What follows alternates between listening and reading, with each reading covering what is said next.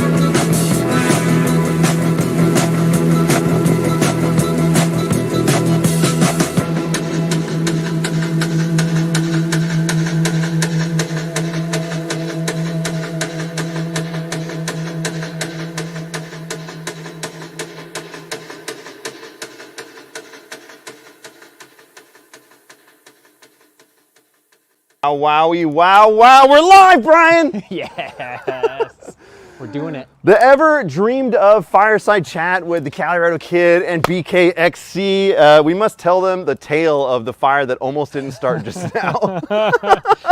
You were saying that before COVID, they used to send a bunch of junk mail that was super easy to catch on fire. Now you don't have any paper lying around. Yeah. So like, yeah, it used to be in the mail, they would always just send you these giant pamphlets of like coupon codes for all the local grocery stores. So we had stockpiles of stuff, and for the longest time, we just tossed it in the recycle bin like good human beings. But basically what happened is they stopped, like for whatever reason. Maybe like, I assume people are still grocery shopping, but why the hell would they stop sending out these pamphlets? Well, the bottom line is I realized the last Fireside Chat used it all up. The whole thing. Because you have to, it's a ladder. You have to start with small stuff, and then you have all kinds of big stuff everywhere. But you need enough to get it going. And you know, like realistically, I didn't want to start with the rocks, and because everybody, you know, I don't want people to think I'm too manly. So you got to kind of start them off with a lighter and a paper just to make sure. Everybody's a fire critic too. It never ends with the critics of the fire making. That was a very close call for you guys that just jumped in. By the way, that was a very close call. That fire almost didn't start. In fact, that last minute rush of Brian running into the house was to ask the wife for more paper. So like, we got backup now. But we got it. We're gonna get warm. Everything's fine. The fire started. We are here officially with a Fireside Chat with the one and only BKXC. Hello. Hi. I'm here. Your shot is gorgeous, man. I love that tree in the background. It's so good. It's so good. We have Spokesman's already donating 99 cents. Thank you, Spokesman. We're gonna cover all that stuff. We'll jump into chat and all that stuff too. But I feel like you and I, we've got so much to talk about. Like you've had one hell of a year and a half, and I was gonna qualify it as a year, but it's really been a year and a half of just nonstop craziness. Like, talk about the announcement of Everstoke, talk about Trail 1, talk about getting engaged and getting married. Exactly. All that stuff. There's been so much going on in the old BKXC life that we're gonna dive into all of it. Yeah. But more importantly, I feel like we should discuss like what we just spent the last half hour doing in the living room.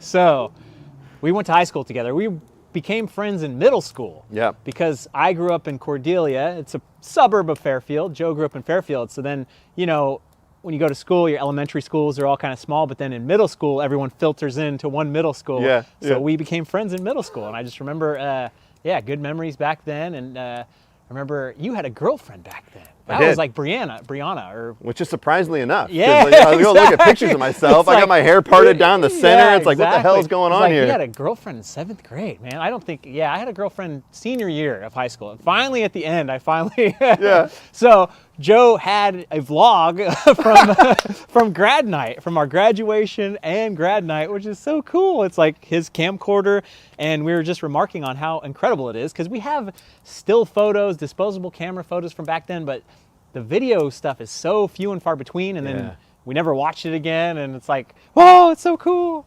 And I don't know what sparked my interest to break out the VCR. Actually, I know what it was, and we're going to talk about that a little bit later, but I decided to get this VCR that I happen to have in my garage. And then it got me rummaging through all these VHS tapes. And yeah, I found this high school tape where I didn't even realize that I had a camcorder at our grad night thing. So we're walking around and like realizing that I actually did capture a lot of the people. And you like, it's funny because you don't remember who they are. And then we saw the video, we're like, hey, that's that person. And it's like, oh man, it sparks all these memories.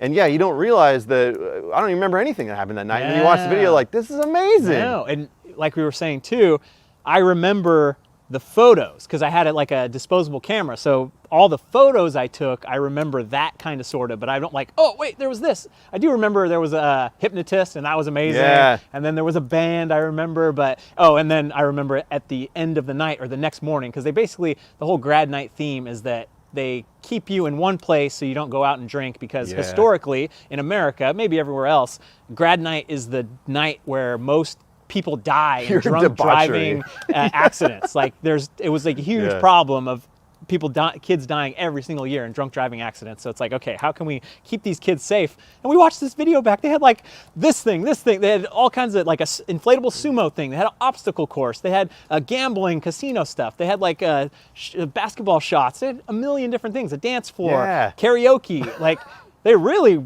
tried pretty hard. I don't know if we even appreciated how much work went into that. I guarantee you we didn't appreciate it. And the fact that like as we watched this thing, it's like I was remarking, I was like, who set this up? Like I almost want to get a hold of him. Like, can you set up an event for me? Like, thank you. Wow, this is incredible. Like Yeah, it takes an insane amount of work, and the fact they did it for a bunch of punk high schoolers. There's a part in the video where I'm walking around with a camcorder, and there's this magician sitting there, and the magician's showing off tricks, and all the punk like high school kids are back there like, hey, why don't you do it over here so we know you're not faking? Yeah, exactly. Pull up. We go. What's in your pocket? God, it's like, just dealing with punk kids is like incredible. But yeah, those memories is like, man, I didn't realize it was a fun time, and it was really cool. So we'll talk about like why I brought up the VHS thing later, but for now we're here to talk about all kinds of other stuff because people here like mountain biking, from what I understand. Supposedly. So, yeah, so we're going to talk a little bit about mountain biking and things like that. Who's in chat, by the way? We're up to 100 viewers. Crispy's in here. Justin Drake, good to see you guys. Spokesman, thank you for the donation. You guys, I know Brian's got excellent bokeh. Venture Apparel Company, thank you, sir, for the $5 donation. Great seeing you guys together. Much love for Venture Apparel. Yes, he is a supporter of the channel. If you guys haven't followed Venture Apparel Company on Instagram, do it now. Come on, get to the chopper. All right, we'll catch up on chat soon. We'll try to do what we do, but I think you guys can hear everything that we're doing, so we should be fine. Yeah, no red flags. So big year, and we're gonna talk about all kinds of stuff, but you and I obviously have spent a lot of time at Everstoke. And what's been fascinating to me is like, the biggest question of the day was always like, what's gonna happen at Everstoke in the winter, and what has happened? Yeah, it's crazy. Cool. Yeah, it's so cool. So I just actually went up, and I posted a couple things on my Instagram and stuff, and actually a post of some game camera in the snow stuff. So I just went up 2 days ago and filmed the vlog, so that'll be out on the Patreon very soon, and then on public YouTube in a little bit. And it's crazy. The snow, I think it really is an exceptional year because it sounds like that 2 weeks, it was like December 9th was maybe when it started, but then really on Christmas was like the real full force snowstorm, at least 3 or 4 feet of snow. And now it's kind of a foot of snow is kind of covering everything up there, and then there's certain spots that have gone away, and it's just like, oh God, is the well going to be okay? Is this going to, how are we going to get in? So it's a lot of stuff where Aaron and I both think that everything will probably melt away within a week because the temperatures were like 55 degrees and it's kind of gone back to being sunny. Like we got that big storm for a week or two, and then it was like, boom, even Tahoe got like 17 feet of snow, and then it's like nothing since. It's just bluebird all day California weather. Everstoke's crazy. It's just so comfortable. The nights sleeping are so cold and the mornings are rough, but during the day when the sun's out, it could be 40 degrees and it's still like, oh, you're working, you're doing stuff. It's amazing how there's not too much wind, there's not too much fog, just every day we're up there, it's like, this is just ridiculous how good it is. I think the biggest thing we ran into was during the summer working out there, and it was just getting to be, even Mega the 90s hot. Was just insanely hot, and for whatever reason, right? But like, just like you said, having an ability to dunk somewhere, pour water on your head is like such a huge thing. We got to figure that out for sure. And especially no one will ever realize the early days of Everstoke where like you guys and us were just basically like the only way we could get water on our body is that we went down and drove into town and jumped in the creek, Aaron and I, and we had a bald eagle fly over our head, just simply majestic, right? Like, we had to bring it in one bucket at a time is the only way you could get water. And now you've hooked it up. In my day. Yeah, well, in my day, we didn't have water here. People are going to be staying in their fancy glamping tents and never appreciate the hard days of Everstoke. So, you know, you have talked about the vision of Everstoke, like what you guys want it to be, and like it's already forming. Like there's trail systems, but the main draw is the trail systems around the place. Definitely, right? It's more of a place you're going to stay, and there's at least 4 awesome rides within an hour of Everstoke. The bottom of Downeyville is like an hour away, so you can get a shuttle, do Downeyville, the full downhill one day. Then the next day, do Mills Peak. You can ride basically from Everstoke up to the top of Mills Peak and back down. You could drive too. I'm kind of I like driving over too. But it's a really quick ride in Graygle. And then there's Mount Huff up the road, about an hour as well. And then, you know, Downeyville or Yuba Expeditions does shuttles on that. And then there's a couple other rides that we got to figure out and basically show off. Like, hey, here's some really, I know there's some nasty double black diamond rock stuff there. But yeah, we're going to build, Aaron has done an awesome job of getting that first kind of skeleton in place of like, here's this trail. Now let's do like a wood skinny here. Let's do a little roller here, some weird feature on this. And we're gonna have trails. That's not gonna be the destination, but it'll be a part of it because you have watched the videos and be like, whoa, this is so cool. I wanna come and see this. I was talking to somebody the other day and it was interesting because they're like, you know, one, kind of understanding the vision of what it was, but more importantly, like, is it e-bike friendly? Like, there's no regulations. Exactly. Like, it's like come in and just our land, have a good time. And it's like you said, and I think I saw something with the trail stewardship. Sierra's like got authorization to build like 600 miles or something. It's ridiculous. So Sierra Butte's trail stewardship is basically the longest. I don't want to give them superlatives, but they're amazing. They've been doing trail advocacy in California, which is one of the hardest jurisdictions to possibly do trail advocacy for more than 20 years. Basically, the idea of Downeyville came from Greg Williams, Right. the founder of Sierra Beach Trail Stewardship, Yuba Expeditions, the bike shop in Downeyville. It's all his, there's many people involved, but this one guy kind of had the vision of like, let's do some mountain biking for a tourism, for an economy standpoint. Yep. Plenty of people had ideas and did stuff, but his vision is the better you take care of the trails, the more trails you make, the bigger the economy can be. And there's going to be, it's never just one person. It's hard, it's totally hard to say. Exactly. Yeah. They have a vision of just, you look at the map of, they want to connect all the communities in Sierra County, Plumas County, Downeyville. You could ride your bike from Downeyville all the way to Everstoke and then back and then this and that. So it's going to be amazing because they have like legit approval right now for 70 miles of single track. Wow. Like they just need the money. Yep. They've already done all the environmental impact report stuff. So that is like miraculous. That's just boom. That can be done very easily. From what I've heard from people who build trails, who take care of trails, the environmental impact stuff is the hardest part. Yeah. When you actually have shovel-ready dirt, like grants come from all over. Sweet. You get, 100,000 from here, 1 million from here, 50,000 from here, and that comes together pretty quickly. And they have a full-time trail crew as well. There's people that are out there working all the time to clear out stuff, and it's amazing. It's really, 10 years from now, it'll be like, whoa,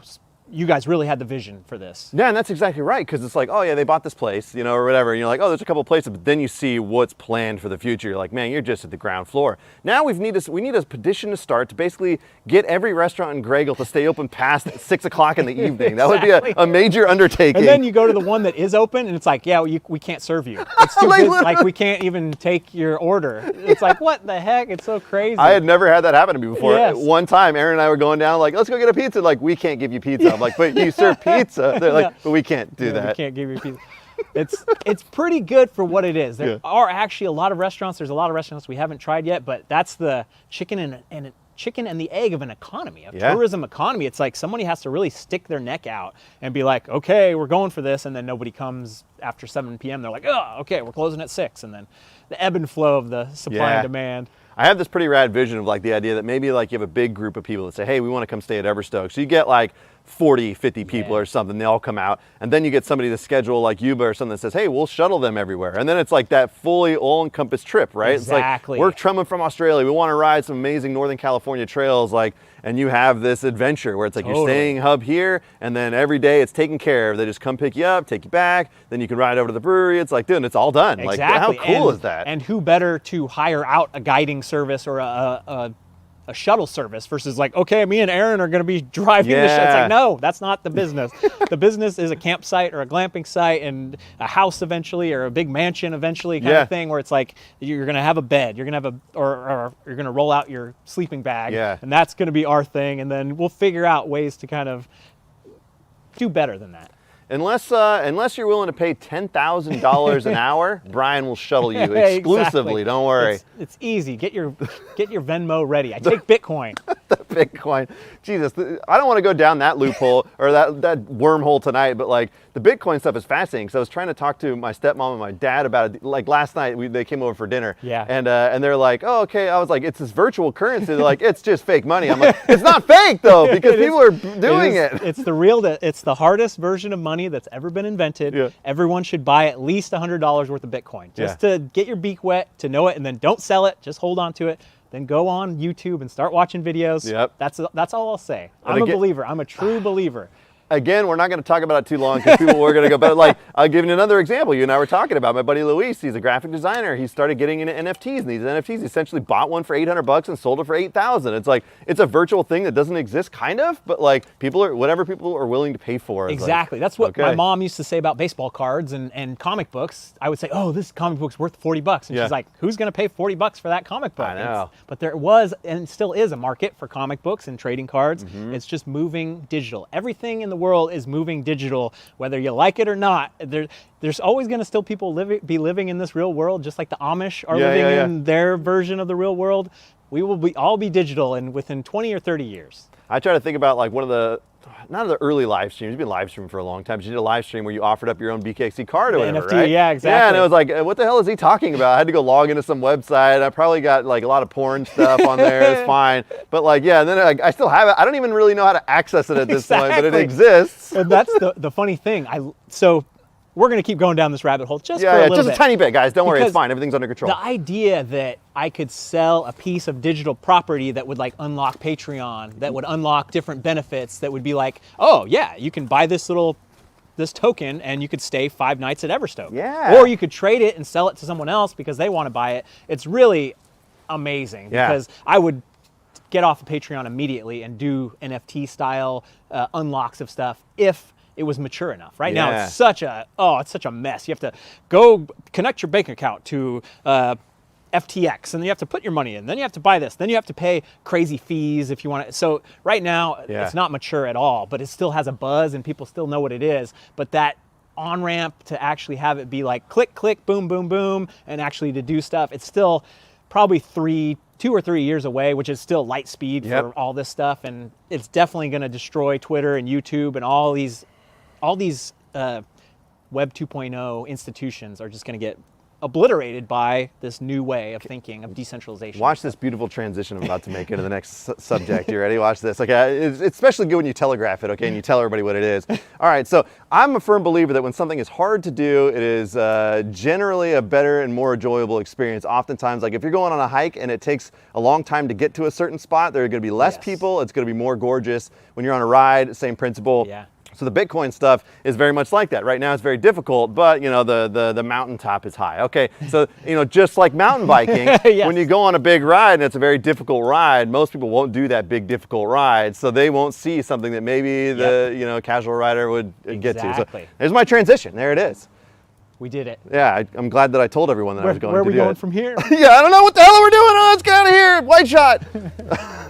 So as you guys are aware, we have talked about this tonight. We will be doing the Hot Ones Challenge. In fact, the wings are being prepped as we speak. We've got a prop box out front just to show you guys what's going on, but we're gonna have 10 hot sauces tonight, working our way up the gamut. And if I don't know what the hell's gonna happen. So that's coming out shortly. I'm glad you guys are here. Thanks for jumping in. We got a ton of people, MTB Adventures, Bikesome, Octodad's in here, Midpack MTB. Wow, you guys are here. I'm glad.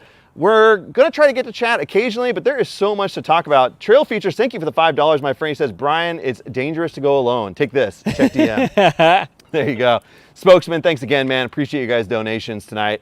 I'm glad I can sit down here with Brian. We have so much, and I'm not going to keep them all night, but we're going to keep them all night. Coastside MTB, thank you for the $5 donation as well. We're getting fully caught up with chat. I'm going to love going back to read this chat later. But like I always told you, one of the things I like about Fireside Chat is like it's not required to like keep track of chat because it's more of a casual environment. Like we can sit here and talk. Yeah. So we're going to talk about one of the reasons why I originally brought out the VHS machine, okay? And the reason why, there's 2 primary reasons. One, I happen to have a VHS tape of a music video that is rumored that you and I are in. Oh, yeah. Okay, and this VHS tape is Papa Roach, The Last Resort. Cut my life into pieces. Yes, now whether or not you guys are familiar with this or not, it turns out that Brian and I are in that music video. We cut school. That was like, I don't think I cut school many times in the whole, history, but we definitely cut school for that one thing because I don't even know, like back then, how do you even, there was the internet, there was email, there was websites, but finding out about that stuff was so hard. So like there must have been some Papa Roach street team because I remember we got the single, like the single that was a cassette, 2 sides, Dead Cell and Last Resort. And man, we wore that single out. But somehow we knew like, okay, February 20th, they're doing a video shoot. And that was my first experience, like being on a set of like seeing how cameras worked and how they did it and how they fake played the music. They had the music playing in the background and they were doing it and they would zoom in on different people and we didn't know what was going on until we saw the final version of the music video and it's like, whoa, this is so cool. Whoever came up with that was really neat. And it's funny because like maybe that's partly sparked some of our interest in video production and stuff too, because you see how it works behind the scenes. You're like, wow, they made that out of that? Like, because you see the bare bones, like nothing. They're just making stuff up and doing movements and like, all right, let's get this. And then when they put it all together into this form, it's like, holy crap. Amazing. But it was very obvious that I wasn't that familiar with Papa Roach because I was wearing a Hawaiian shirt. Okay, everyone else was wearing black. That's just what you wore. That's just, it was you. You brought yourself. Now, extra credit points to anybody that can go to this. I was going to play it here tonight, but I don't want to get any copyright strikes on me. But if you can go watch that video later, screen grab it and send me a message with us. See if you can find us. It's like playing Where's Waldo. There's a very specific part where it's like Joe has a big. I'm right in the camera, like chances are that I might, right? Like this, and it's obvious I don't know the lyrics. Sunglasses on, white Hawaiian it's more of a button-up shirt than a Hawaiian shirt. It was a blue Hawaiian shirt with white flowers. Yeah. But and then I'm like to the left, and you can see me better in maybe a different shot or something. But that was a good day. That was a cool thing. Yeah, it's the funniest thing in the world, man. It totally exists. And again, I thought about playing it here tonight, but we're not going to go into the screens. Give it a goog. You guys can figure it out. Give it the old Google. See if you can find it. There's a couple different versions of it, so it's been kind of funny. So I wanted to. Didn't it have like 49 million views or something? It's got to be. It's got to be bonkers. By the way, when I told Paul the punter and Crashing Dad about this, it blew their mind. Like literally the point where Paul is very good about randomly FaceTiming people because apparently he doesn't know how the real time works. Like so, I'm gonna be at work. He'll be like, "Hey Joe, hello," it's like full on FaceTiming me out of nowhere. I'm like, by the way, it's like maybe we talked about this, but it's like in the future people always thought it was gonna be like, oh, people are gonna just be video chatting nonstop, and instead it's like decline. Send me a text. But Paul's fully in Star Trek. I don't know if he's here or not, but yeah, it's totally true. He's just like FaceTimes me out of the blue. He's like, Joe, are you serious? I'm like, yeah, I'm serious. He's like, Joe.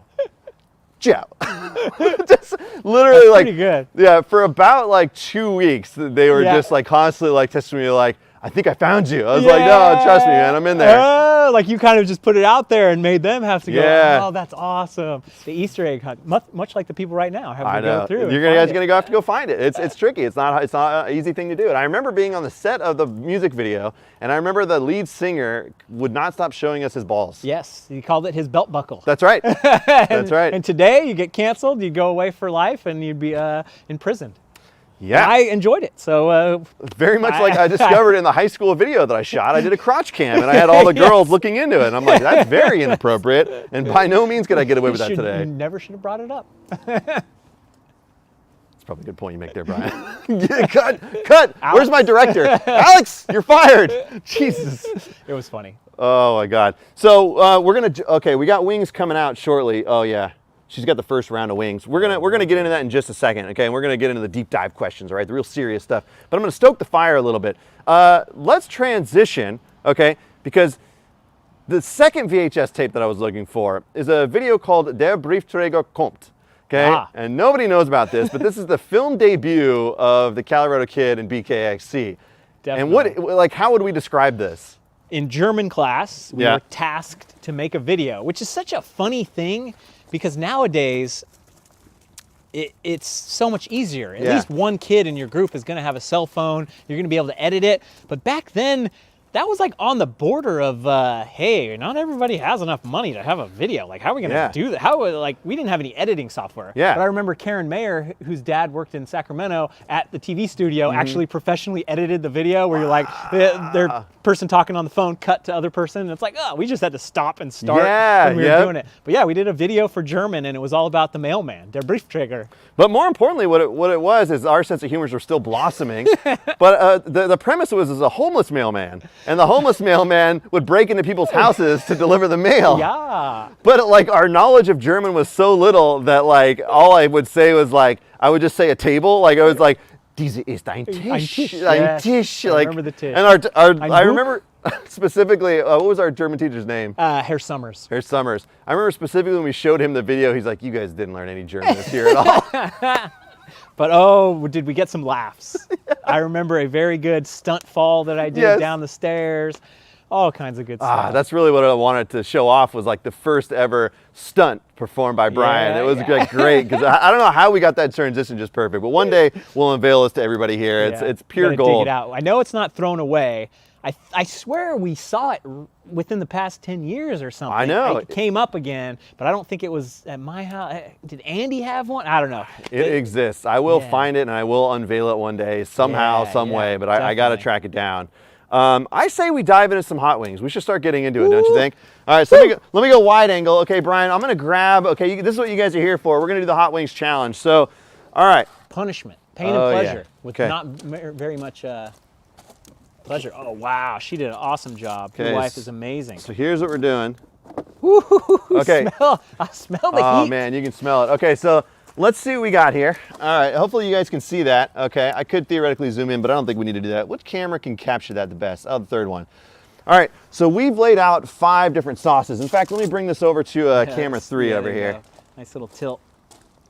Okay, we've got our first 5, okay? 1, 2, 3, 4, and steaming. 5. I'm good at counting. I'm assuming you guys can see this, but we have coated them thoroughly in hot sauce tonight. And the first one we're gonna start off with is the classic. I got to put my wedding ring away Okay, for yeah. this because oh man, it's almost like you only want to do it with one hand. I know, we got paper towels up there. We're gonna get ready for this. towels. Thanks for jumping in, everybody. Yeah, we're gonna get We're gonna go up in flames. prepare for the Hot Wings Challenge to commence. Now, this is the first one, the classic. So this shouldn't be too hot. It's a good looking. We're gonna do a little over the fire dab Oh, here. yeah. Salute. Boom. Cheers. Okay, cheers. So Going here we in. go. First one going in. I hate spicy stuff too. Oh God, I'm the worst. you're not gonna like this. I'm a big wuss. We don't have to eat the whole wing. We can eat the, Good wing. Okay. Solid. Number 1, the classic. Okay. It's good. That was good. Now, one of the best parts about this Tasting myself. is Brian has famously complained to everyone who's ever done a podcast about eating on the podcast. And what have I made him do here tonight? This is for an effect. This is the podcast. But when you're having your bowl of Cheerios, or you're trying to reach an audience, it's no good. Well, that laid the foundation for me to think this is going to be pretty easy. Yeah, not bad, right? This is going to be nothing. Okay, so this is easy. All right, we got the first wing down. Anybody in chat, by the way, has anybody in chat done this? Have you guys got the hot ones and attempted this challenge? Okay, we're doing it tonight. First one, not bad at all. Pretty mild. I think we're in pretty good shape. Let's catch up on chat if we can. Rad Dad's in here, Spokesman into here. Good to see you. Yeah, Mr. Percussa says you guys are about to have the shits. JP says, love the bike in the background. Thanks, man. I think eventually what I'll do is I'll set up another bike on this shot, and we'll have a kind of little pretty rad little setup. But I really like the backyard, man. It's a good little place to stream from. Yeah, half of the people right now are watching Papa Roach trying to find us. As well Exactly. you should. Unprofessional Kyle says, I ran into Jacoby at Safeway in El Dorado Hills one time. How about that? How about that? Okay, trail features. Heavy cream Yeah, I is think even I better. saw him at Sam Goody one time. Really? Yeah, in Wow. Fairfield. Josh used to work at Sam Goody. So random. Local boy. Sarah's in here. Sarah's in here all the way from Harvard. Oh, man. She's in Chicago right now. Oh, that's right, Chicago. Visiting her first nephew, our first nephew. We have nieces, but now we Wow. have a nephew. Wow. Yeah, it's really cool. And she says, I tried to tell him about the milk trick, but he hates dairy, so he's screwed. Well, you know what we've done, Sarah? We got him covered. We got peanut butter. Yep, if we need to go with exactly. peanut butter, we're going to go with peanut butter. Okay, there you go. All right. Peanut butter on my toothbrush. Yes. All right, we're going to cut to the wide shot. I'm going to throw another log on the fire, then we're going to jump into wing number 2 since that was so easy. There should be no problem. I mean, there should be nothing to worry about. Easy. Nothing to worry about. Let's get another log on the fire. Let's get this thing going. Okay, let's dive into wing number 2 and then we'll start asking some more questions. I think it should be this guy. Songbird? What's this one called? Yellowbird. Yellowbird. Yellowbird. Okay, Cheers. we're looking good. Trying to keep it one-handed. Okay, here we go. Oh, yeah, one hand is probably a good idea. That actually tastes good. Whew, a little spice on the nose on that one. Oh, man. Delayed. Yeah.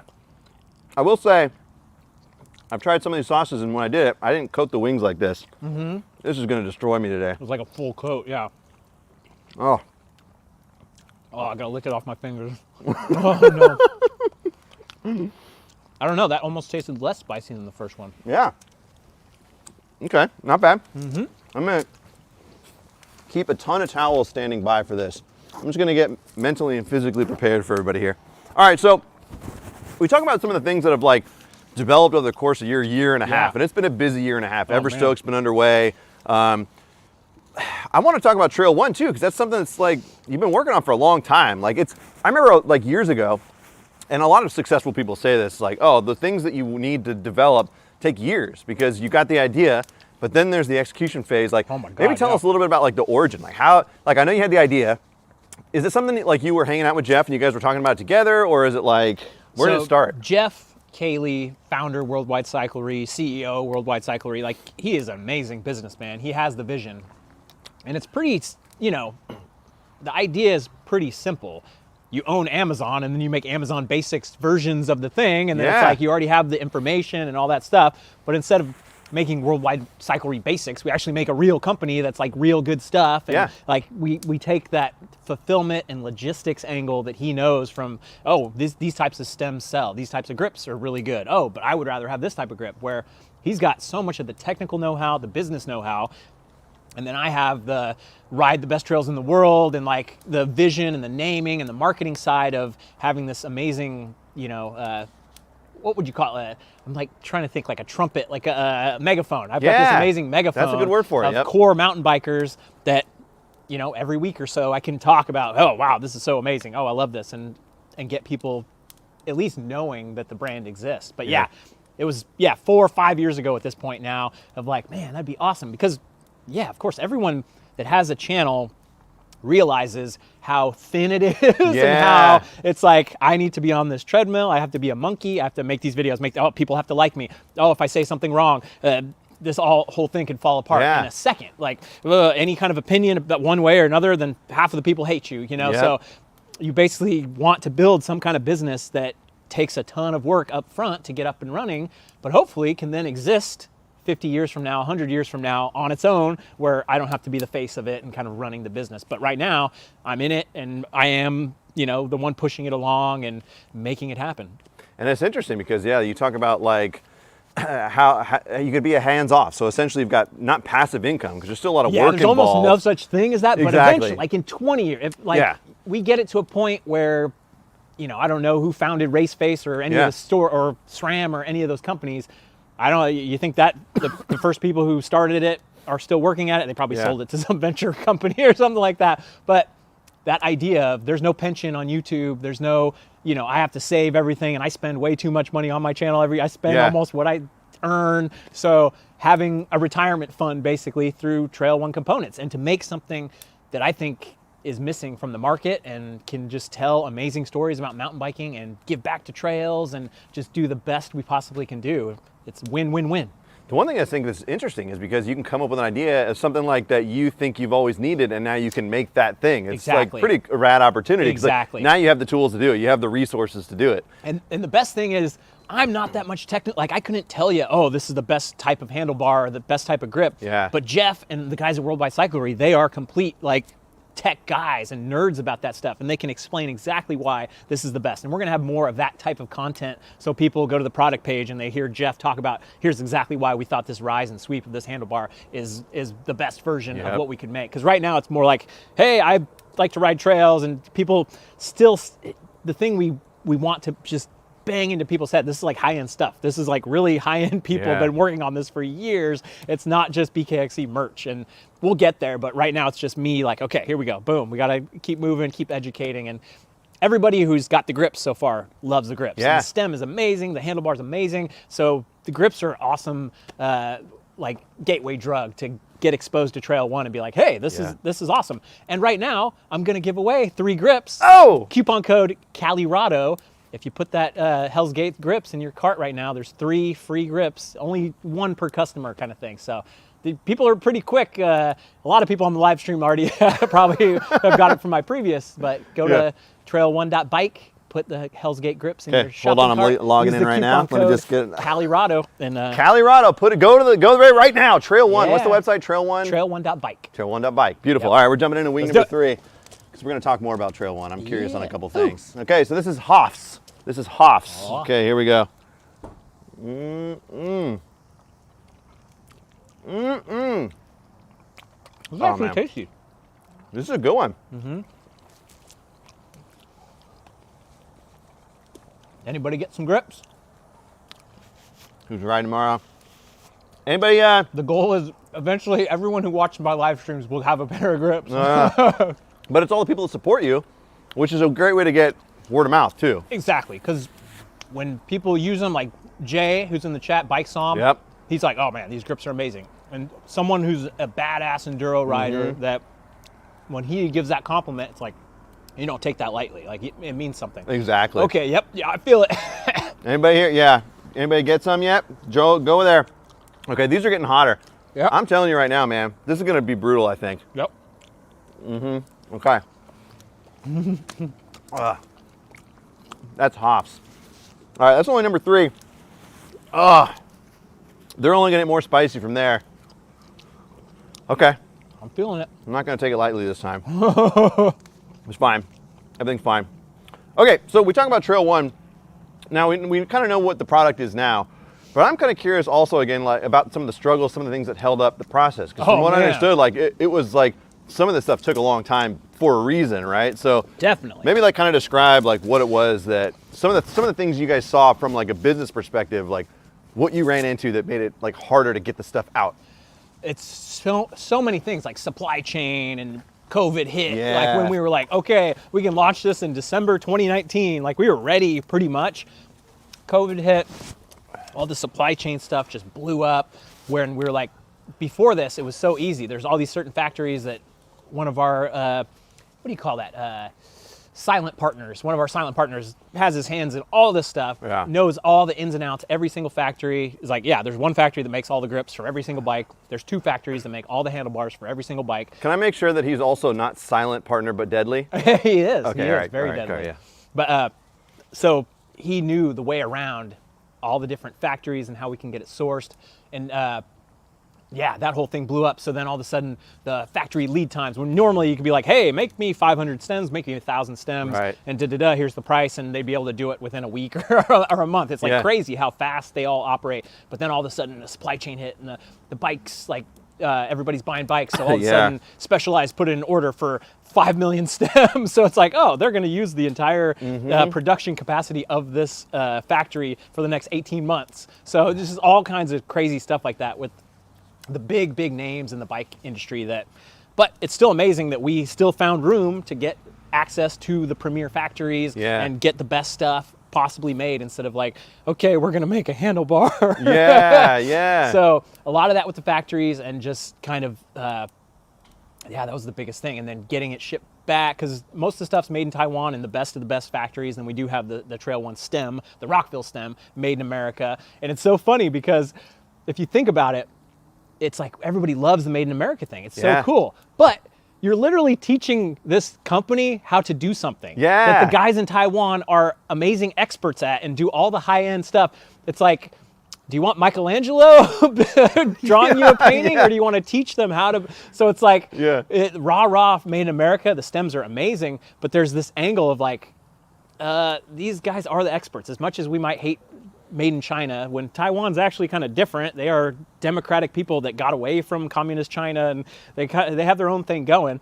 Cancel me, but so it's funny. It's a funny angle of that whole thing where it's like the stems came out great. I love them, the Made in California thing, but it's just the experts are in Taiwan. They've been doing it for 30 years. All the machinery is like, yeah, you want stems? Boom, we got it. They know what it means to be like, hey, do this kind of an angle on this thing versus like, this doesn't match up. So we had to go back and exactly. We had to go back and forth a ton to be like, okay, here's how. Okay, what about this? What about that? So all good learning process, because who knows? China invades Taiwan. We're gonna have to be teaching a lot of people how to do a lot of things very, very quickly.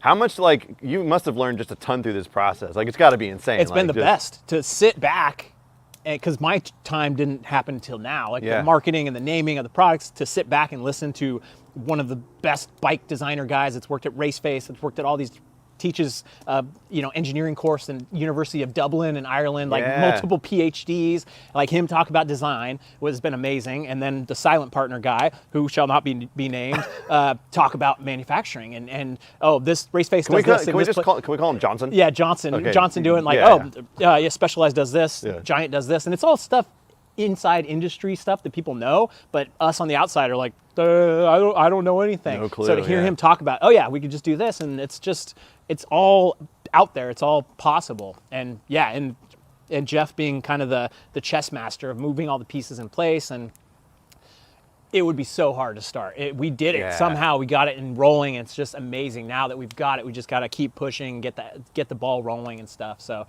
pretty amazing. It's pretty crazy too, like, and we'll jump into wing number 4 here. But like, Jeff is like a pretty young guy. Oh, definitely. He's insanely accomplished. My wife went crazy on the sauce, like I told her to, and I'm proud of her. Jeff might be like 28 or 29 years old. He's under 30, I think. Yeah, and if you guys aren't familiar in chat, Jeff from Worldwide Cyclery, like, pretty young guy, very entrepreneurial. Future billionaire for sure. Yeah, no question. Smarter than I ever was or ever will be. Like, I'm such a fool. Boom. Okay, here we go.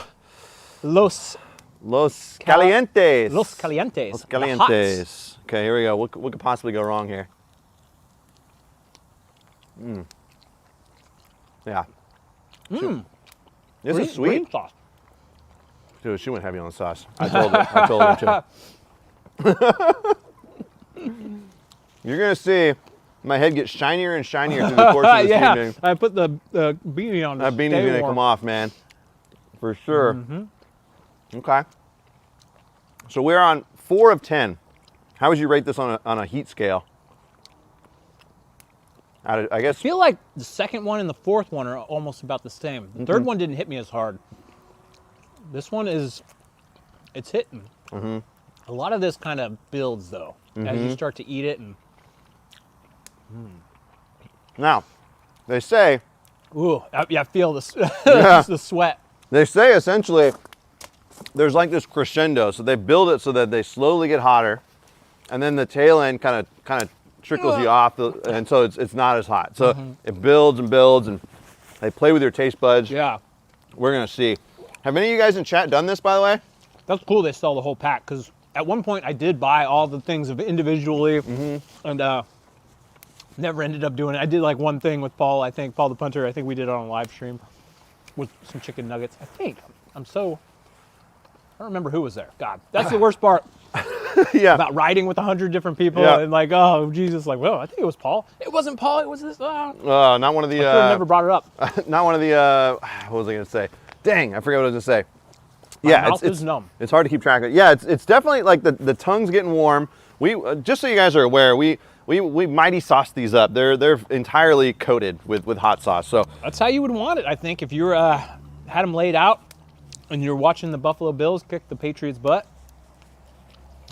Is that like, that's like is what's that happening tomorrow? Right now. Okay, or is it right now? I know. I'm surprised people are actually watching when there's football on. Oftentimes I hold live streams. They're like, I did a live stream not that long ago, and it turned out to be during a World Series game. And I had no clue the World Series game was going on. And people were like, you idiot. And I was like, I didn't even know. But that's what's so funny. It's like the world is so splintered now. Yeah. Remember back in the day, you'd watch The Simpsons, and then we would get on the bus the next morning, and we'd just talk about The Simpsons. Yeah. And everyone had a connected reality. Yep. We don't have a connected reality whatsoever now, which is cool. It's neat that you can just live in the mountain bike niche or live in the home building. I love watching home building videos on YouTube or Bitcoin videos. Like, we all have our different interests, but we don't have that connected vision or connected facts. Yeah. So everybody thinks everyone else is an idiot, and it's so weird. There's good things and bad things about how we've progressed. It's such an interesting thing you bring up because my wife was like, she asked me today, she's like, are you getting lots of Encanto things on your Instagram or whatever? You know, that movie Encanto that came out. Yes. Our kids love it, and we watched it a bunch, and so on her phone, they bring it up and stream the music and stuff. Yeah. So on her Instagram Reels, it's just a bunch of people doing Encanto stuff. And she's like, are you getting that? I'm like, no, I'm not getting that. Yeah. And so it's even like these companies, can you hear the water? ASMR, baby. Yeah. Even the companies are like hyper tailoring content. Yes. So you're right. It's not like we all go in. Yeah, whatever. We grew up in the 90s. Yeah, exactly. Throw rubber wherever you want. Wait, that's Hey. speaking of high school videos. My mouth is getting hotter now. Like, It it's is. worse. Like, it's definitely like when I breathe, it hurts. Yep. That beanie's coming off for sure. But it's like, yeah, you don't have that. You're exactly right. It's like everyone's watching their own things, and everything is hyper tailored per apps to individuals. So we're just not seeing the way we used to. And when the algorithm works, it's amazing. Yeah. There's so many worlds out there that you discover and you get into, and then the algorithm will like giveth and taketh away. Like, I remember being into all these different videos, and then, wait, I haven't been served, like, you're so lazy that I haven't been served that type of genre of video in so long. What the heck? I would watch one of those videos. Yeah. It's so bizarre. You almost have to make your little list of things and make sure to check back in like we would do at the old days. If you want to go on someone's MySpace page, you type in their page and you actively go to them instead of passively waiting. Last night, I watched an hour-long video of a guy solving a Sudoku puzzle, and it was fantastic. You turned me on to the guy who saw, like, we were on the Crescent Butte trip. Yeah. And we were all hanging out in the room. You're like, we're just kind of talking YouTube and stuff. And you're like, you got to check this guy out. Chris Ramsey. Yeah, Chris Ramsey. Solving puzzles. And like really tough puzzles. And it's something that I never would have thought I enjoyed. And as soon as you put it on, I'm like, this is great. It's amazing. Yeah. And it's like he's solving these, like, I solved a $40,000 puzzle or whatever it was. It's all these kind of like really hand-built puzzles where, the solutions are all kinds of different things, but maybe you have to tap twice on the side or pull out a little wrench and then unscrew these 2 nuts and then line up these 2 knobs. It's so fun because it's the ultimate of what would you call, like, mental masturbation, or just like where you're like, oh, I did that because I watched the video. Like, oh, I solved it too. I accomplished something tonight. Yeah. And you're just sitting there like, it actually gives you the feeling like, oh, we did it. Yeah. Dude, and this brings me into, like, we went to Hollywood not that long ago. We go every year. I'll go to Hollywood, not Hollywood specifically, but we'll go to LA and we'll go to Halloween Horror Nights. I got all these buddies down there, and their sets are really elaborate, and all my buddies are down there. Is that Universal Studios? Yeah, Universal Studios. So we go, and it's like this adventure that we all go on. And it's really fun, and we get together, hang out, and I see friends that I see once a year. And so we went there, and then we had one night where we had some spare time. We went down to Hollywood to go to this, like, Tim Burton bar. And so that was really interesting, but every drink was completely overpriced. Like, one glass of whiskey was the price of a full bottle, essentially. It was like such a bummer. Yep. But we walked down the street, and there's this escape room. Yes. And the thing about that, I've never done an escape room before, but the one they had in Hollywood is like, you have to imagine these Hollywood execs are like, get these stunt designers, or these set designers and stuff. Yeah, and the prop guys are like, hey, we got time, like, we'll do it. Yeah. This place was crazy elaborate. What a good way to build a resume. Yeah. Like, if you want to be in movies, I just worked at the escape room game down the corner. Look at all these props that I made and puzzles and stuff. Dude, and like, being from somebody, we've played video games a lot in our lives, I'd never done an escape room. We went into that thing, and this thing was like fully elaborate, like toggle switches on the wall that fed lights, that fed these tapes you had to feed in, that opened up electronic doors and hydraulics and all this stuff. Like, it was crazy elaborate, and it was like so interesting. So I highly recommend it. If no one's ever done it, I did it one time, and it was a blast. And it was funny too, because I did it with some of my cousins, and I had to take over. Yeah. Because you're like, oh, you almost have to have somebody, okay, you work on this, you do that, like, to have a chance. And it's so, you have to have that video game mindset too. Like, oh, what if the one we did kind of had a time machine element to it? So it's like, if we put something somewhere, there was like a seed in a plant. So you put that, and then we went into the other room and then come back. Then we went forward in time, and then, the seed grew, so we could use so it was a very interesting, really neat little thing, and I need to do another one. It's very much like VR. We're gonna go into wing number 5. It's very much like VR in the sense that you can't really describe it to people. Like, you have to try it. Because it is very much like just a real world video game. And so, like, the one that we did, let me dive into this and we'll get into I gotta cut to that shot. Do it again. Save that one for later. He's gonna do it later for sure, for real. But I remember doing the thing, and they had oh boy. Oh boy. Dude, what the hell? What subject were we on? That ramped up quick. That escalated quickly. I'm glad my lips aren't chapped. This is number 5. This one's labeled Hotheads. Man, that ramped up quick. Okay.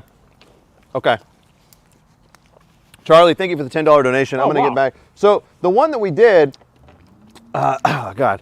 Escape room. Everything's fine. Yeah, the escape room that we did, it had this situation where, like, so there was a wall, and you had to put on these, like, this gas mask, and the gas mask, the goggles had a filter on them that only you could see the results, like how to solve the puzzle.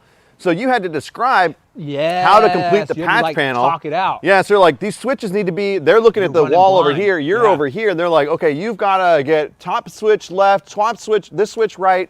And so you're over there, you can't look at the same thing. You can't even see what they're seeing. Yeah. So they have to describe to you how to solve it. I only took one bite, hold on. Oh my God. Breathe with me. Holy crap. That one's got a lot of spice on the back end. Apropos of nothing. I listened to some Moby recently. Pretty good. From back in the day. I just remember the lyric in Eminem's song. Fuck you, man. He's like, nobody listen to techno. Yeah. Moby's really good. Oh, also, Wanna Be a Baller? That song, Wanna Be a Baller. That song holds up really good as well. Oh, God. We're going down memory lane here. Oh, my God. It hurts to breathe. That's the funniest thing. Oh, man. Yeah, that ramped up good. I'm glad we went heavy on the sauce, because this is going to hurt pretty good tonight, I think. Because that's only 5. That's the 5th one. We're going to go into 6 in a second. I'm going to switch trays out. That was a nice little hee. Oh, Serge, thanks for the $5 donation, man. I appreciate you. Crashing Mom is in here. Good to see you. Oh, everything's fine. Everything's under control. I'm going to need a psychiatric evaluation after this. Oh, my God. Okay, that got hot. I'm going to not grab that side. I'm going to bring out the next tray. Oh, buy for time. Buy for time, Brian. Yeah, I need a nose, a thing for my nose and for my lips and for my. Okay. You guys can still hear my audio. You're going to hear a lot of sniffling pretty soon. I am an abuser of paper towels. Yeah, that's fine. We can throw them in the fire. It's not. I wish I could be better, but it's bad. Okay, stand by. Someone I know is an abuser of toilet paper. Oh, God. But we got a couple bidets now, and they're excellent. Tushy, highly recommended. Wait, there's only one other person you know that would be using a toilet. she's probably in chat. I didn't say it. I didn't say it. Just because we go through a roll every other day. I wonder if we can display them down here so you're not going to be able to see them that well. But this is going to be bad. Oh, my God. Oh, it's already there. What? Oh, yeah, you just did it. We did the old switcheroo. Okay. I thought I had it on the third camera. Blades on the Impala. The bomb is the hottest as far as pure pain, Trail Feature says. Tastes like butt. After that, it just hits different parts of the mouth and tapers off. Senor, look at, I got the little one. Oh, no, this is like the bigger one of the two. Okay. Jeez, man, what are we getting ourselves into? Everything's fine. We're going to ask really, really good questions. Don't worry. God, it hurts. It hurts so much that it's hard to keep moving forward. I don't want to do it.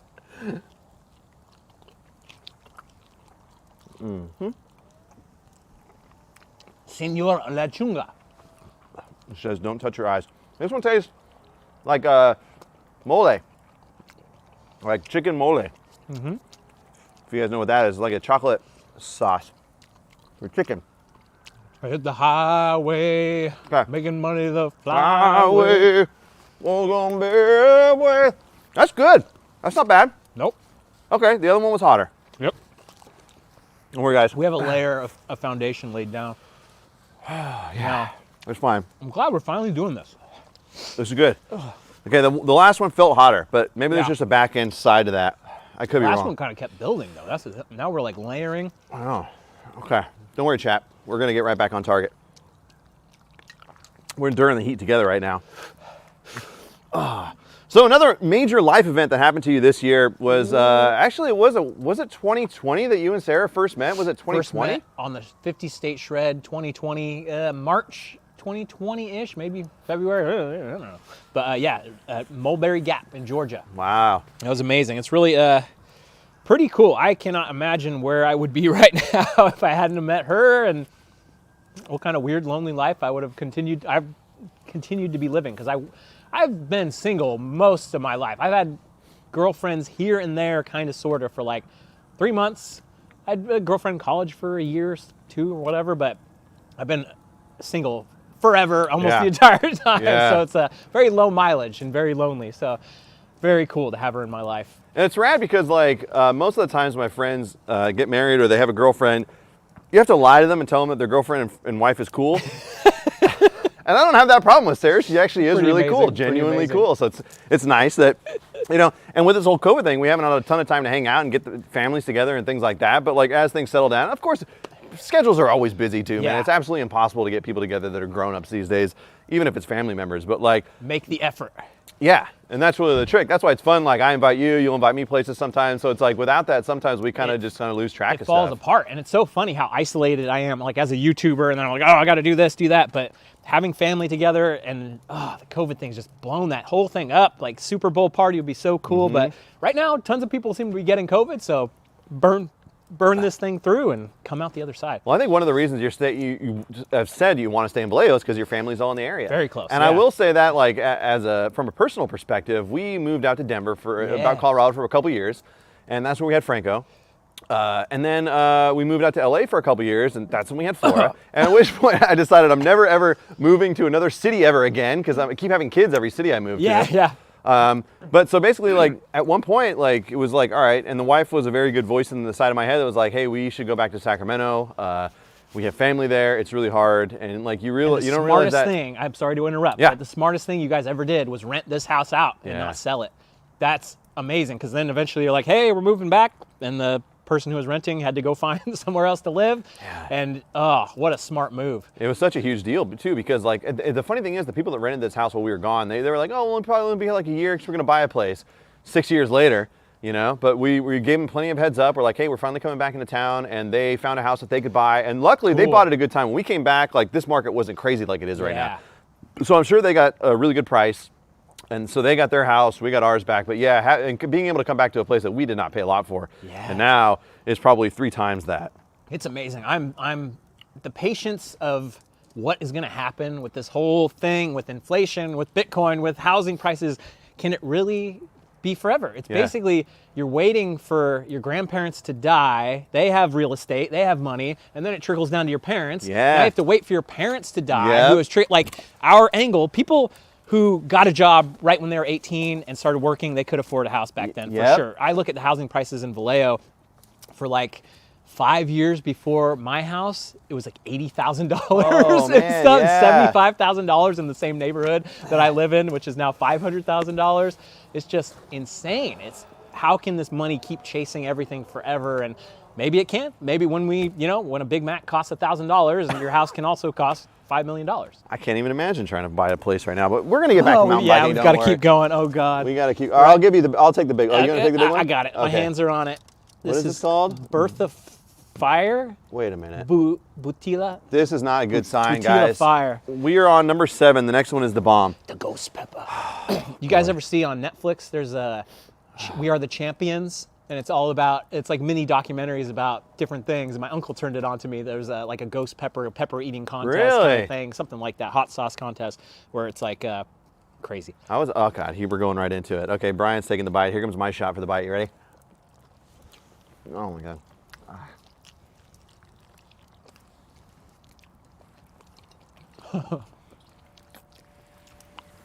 Chunk of bone. Oh, it's not hitting. I will say. Okay, hold on. Okay. It's good. That's not too bad. This is a big one. It's going to take me a minute. No, it's fine. I was watching a documentary recently. Beauty of YouTube is you can find stuff like this. Yeah. Let's get warmer. I feel like I need to unplug my mic when I'm like chewing and coughing. No, it's fine. That's the whole. Button. You're gonna have to deal with it. Everybody's fine. Spokesman, by the way, thank you for the $50 donation. Whoa, you're a maniac. Thank you, man. Cheers. You paid for the wings. I love you, buddy. Fantastic. Yeah, I know. Hopefully you got the T-shirts. I sent them all out, so you should have yours. I have my Maximum Burmitude shirt on right now, but I have all the layers covering it up. So. Okay, he's gonna grab his. Okay, yeah. Trail Feature says he's gonna grab his bottle of the last dab. Yeah, take a bite with us as we do our final one when we get there. That's insane. They said they're hearing the chewing pretty good, but sorry, you guys got to deal with it. The mics are doing their job. Yep. So I was watching a documentary on YouTube about the guy who essentially like is doing the science behind these peppers, and like so he had the ghost pepper and all this stuff, and then there's like Apollo peppers, and he was not touch the eyes. Oh. I'm not. I'm going like this, and then he eventually like his breaking down to this Pepper X, which is now the hottest Scoville's thing, and like. He's just scientifically designing them hotter and hotter to get hotter and hotter. It's like pure mayhem. Pure mayhem. I love that we live in a world where you can be very, very nerdy about something and devote your life to it, and it can actually pay. Like that's the craziest thing that, you think back in the day, there's like the mason and the carpenter and, people that form a function. But now entertainment and just being the person that's so obsessed with hot sauce, you could actually make a living out of it because people like to watch it and it's entertaining and it's fun and it's so cool. Like riding my mountain bike all over the world. That's such an amazing shift in like the way things work. Yeah, I like your style. Is that, you can literally just go and do something now and it doesn't matter. You can make a thing out of it. And you could have done that in the past, but it would have been a simpler thing. It would have been like, you could be a carpenter. Oh, I know how to build stuff. I can go build stuff. But like, you couldn't be a video gamer. And make a career out of it. It'd be very hard. The gatekeepers. The gatekeepers have gotten blown apart where you can start tomorrow on your YouTube channel, on your Twitch stream, and do whatever you want. As long as people enjoy it, then the cycle feeds into itself. And as long as you can make a really good thumbnail and title. Mm-hmm. That's it. Everything else can be empty-headed garbage. You need to get your wife in a thong bikini and really get those numbers up. Get her on a paddleboard? Yep, exactly. Oh, my God. Oh my God, yeah, okay, so guys in chat, we are at wing number 7. We're gonna give it a second before we jump into bomb. This is like the one, The bomb supposedly. is the one, yeah, so we're gonna kind of build up to this. I want to talk about your Instagram success. Oh yeah, this has been interesting. The Reels, the Instagram Reels, if you guys haven't noticed, because you could watch a Reel and just be like, Joe has a Reel that has 4 million views on it. Yeah. unreal, insane of just catching the right trend and doing something that's fun and shareable. And I call them TikToks because they're basically TikToks. With the TikTok, it's like if someone else can repeat it and make it fun, then it makes it viral and interesting, and you're like, oh, I want to try that one too. I haven't seen anything yet that would be like, oh, I want to do it too. Yeah. But Sarah and I watch the TikToks and all the different songs and all the different when the sun goes down. There's so many fun trends, and it seems like you can be so myopic and be like, oh, it's garbage, that stuff sucks, when it's like, wow, there's actually some cool stuff. I've watched some different like home construction, electrician stuff. I'm like, oh wow, he's actually giving a cool little tip, and it's a TikTok. Yeah. The little morsels. And the interesting part is, like, oftentimes what inspires me on those things is I could just be scrolling through and I hear a piece of audio that I immediately think of it. So I'll make a note of the idea or I'll film it immediately, but it's like the audio like gives me an idea of how to execute. There's so many songs you can use the entire library of songs. I've written down like 4 or 5 songs that if I do a TikTok type thing, I need to do this song. Like, this would be awesome. And there's certain, like, that suits your humor and your style so well, to do like 3 cuts and do different outfits or do different funny things where it's like boom, boom, boom. The problem is that Instagram isn't paying you for that. I know. And it's like, what does it take to actually get to the level? So Instagram has sent me many DMs saying, hey, we need you to make some reels. And if you make a reel, you have a month to make reels that cumulatively get 1.25 million views, and we'll pay you $1,200. Wow, okay, and that's probably breaking an NDA because you're not supposed to talk about the money stuff. But like, pretty good incentive to be like, oh, I need to make some reels. $1,200. And then I heard from someone else that does a lot more Instagram stuff than me that his was like, if you get 4 million, we'll pay you $8,000. And it's prorated too. So if you hit 3 million or 1 million, you get, it's like, that's like a path. That's a total pathway. If you can keep those ideas going, and you will keep doing it. And hopefully eventually, I don't know what it takes. Maybe just go into Facebook business or turn your page to a business. I don't know. It is. I think they just need to say, hey, we could give it to this guy, essentially. But that's what's interesting because, like, okay, so I've talked to other people that have that, and like Crashing Dad I know has authorization for that. And I just need that to happen because basically, like, I've got one that's gone over 4 million. The interesting thing about that, we did a live stream and kind of talked about what the results. And I kind of brought some screen share stuff, and I was talking about what really happened when that thing went viral. And I learned a lot about how social media works when the thing went viral with over 4 million views. It was fascinating because you can literally click on the audio, and you can see everybody that's doing what you're doing. So initially, what tipped me off to the possible success of that was I told my wife, I looked at it, and you could see story reshares. And I saw just a page full of story reshares on that thing, and it was people I didn't know. That was the first time I have ever seen that. Broken out and that it's in the wild. Yeah, and normally it's like, hey, your buddy, the people that follow you. The same 7 guys, So once I saw that, it was probably close to 100,000. I was like, I think this could go to 1 million. And then it just kept going bonkers. And then what happened is you see this global trend of like bike shops doing it. All across the globe. So cool. Bikers doing it. And then it evolved into like barber shops and mechanics and so all these different businesses from all across the globe, Germany, Switzerland, guys everywhere. With tools doing it. All over the place were doing it, and it was like, wow. And so learning. So you found that audio? Or did you see it on a different TikTok or something? I saw it somewhere, and I like that audio. Yes, exactly. And so and little did I know, like once I did it, like again, I didn't do anything special. Yes, it just the concept Instagram is loved cool. me or something, exactly. right? So like then I went back. The thumbnail's really good on it too. It's pretty good. But I mean, thumbnails on Reels, it does matter because it auto plays when you're scrolling. I have to wonder about that, like, because it just auto plays when you go up. I can't imagine many people are going through the search. It's very similar, but it's just it starts and grabs you.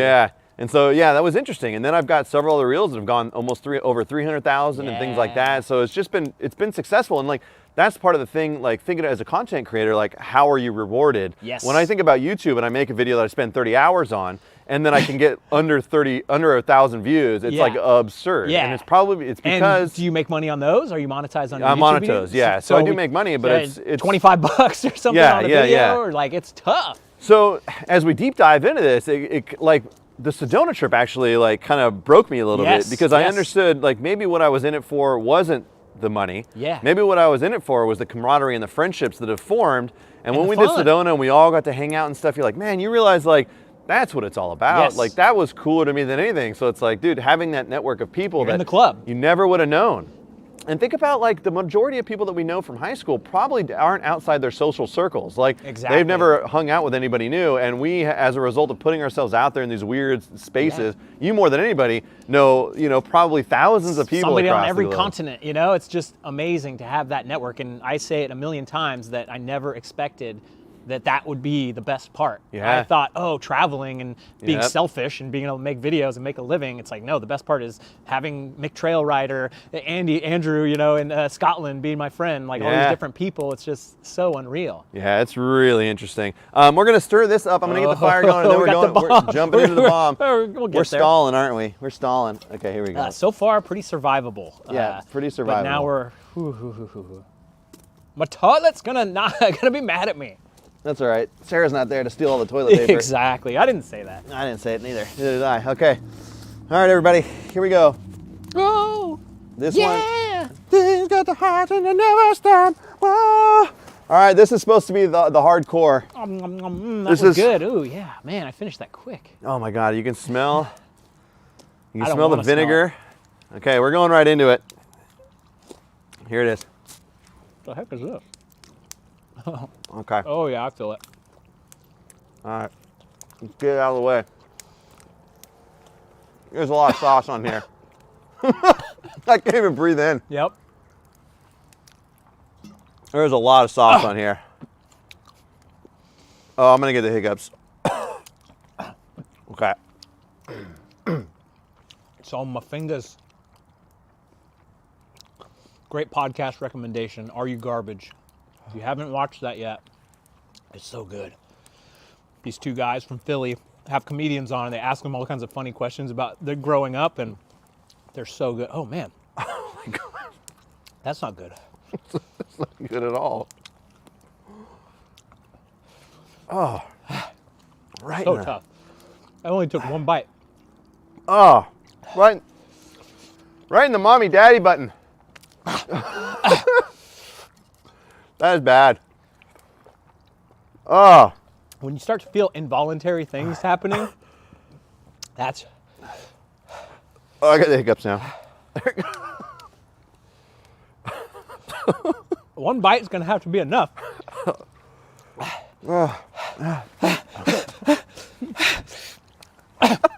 We did pretty good.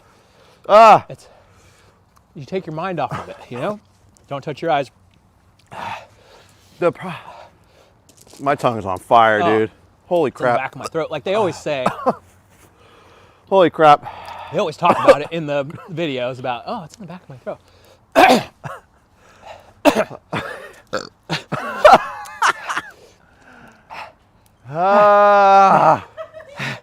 We're doing good. Everything's fine. Oh, man. These are plain wings. Oh, man. That's a lot of sauce. I'm glad you did that. That hurts. Yeah, that's fine. I don't need plain wings. I'm going to push through. Ryan? Let me peanut butter.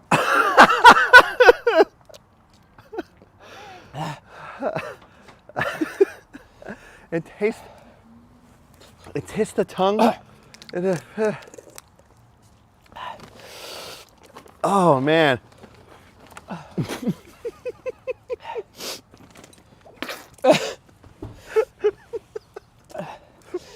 Hold on, let me get milk. A burr. It really is. There's a huge psychological component where you can almost take yourself away from it for a second. Yeah. Compartmentalize. How's the chat doing? What's the chat saying? Hey, I was checking. Hold on. Hold on. My God. That one hit me hard. The coldness of the water actually, It doesn't help. it feels good. The coldness. There's no swishing or anything. Doesn't Man, help. that is mega tough. My tongue's on fire. Okay, everything's fine. Everything's under control, guys. We're going to get right back into it. Yeah, just a minute or so. Hurts to talk. How's the peanut butter? Is it working? I did a scoop and I gave up. The lips are tingling. That's definitely a huge part of it.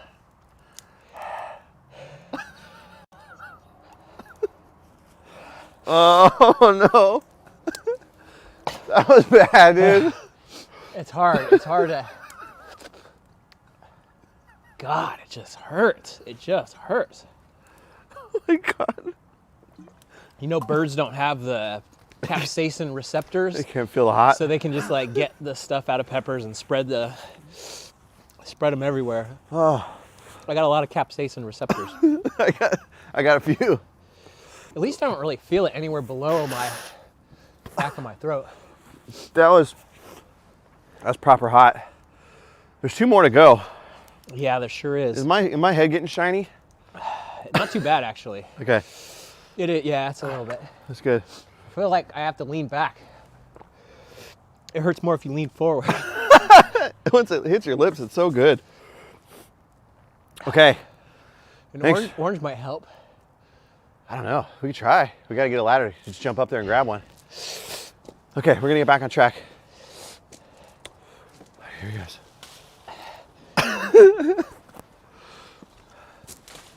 Let's see. Oh, it tastes so good.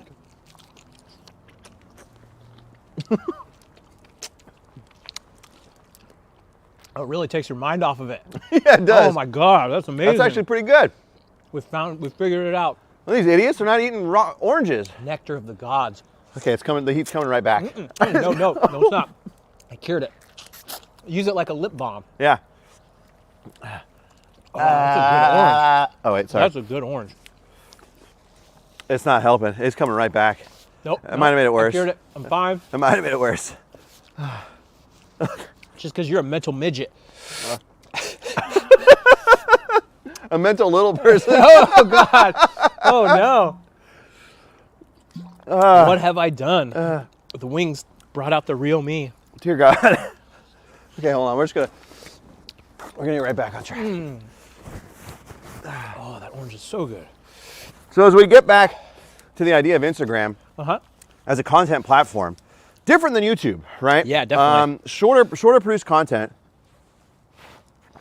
It's interesting because it's easier to execute, right? You can basically have an idea, you can go and make that thing, and then you can be off to the races. Whereas like Immediately, yeah. again, YouTube's like you gotta do a lot more. And so it's kind of fun because the sheer Lean in versus lean back. Because like lean in is like you're on your phone, and then lean back to YouTube, you're watching like a 20-minute video. yeah. And so like with an Instagram reel or whatever, you can just produce it really fast. You can have your Yes. phone on you. You can be like, I have an idea. Boom. Let me just go. I'm gonna make it real quick. Like a great example is the one I did the other night, late night. My light was dying. My chain broke. I was out dying on the trail, about to die. Yeah. And I filmed a reel. That was great. It's just like me like riding through the forest and then like in the dark seeing a shirtless version of me like totally freaked I out. didn't see that one. It's Oh, good. man. I missed it. Basically the idea is like whenever you're out on a ride and you hear something in the bushes, you know, you're like, what the hell? And it's just like, that's it. It's like, that's all it is. Cut off quick. And I totally risked the idea that like my riding light would have died. Like I could have just been stranded in the dark, like, but instead I For the filmed laughs, this reel and man. got it out. Oh, that's awesome. But like I got dad joke reels that I film like that and I do a dad joke and I get 50,000 views. Like what the hell? It's amazing when you punch above your weight and it's like, oh, it's a good drug.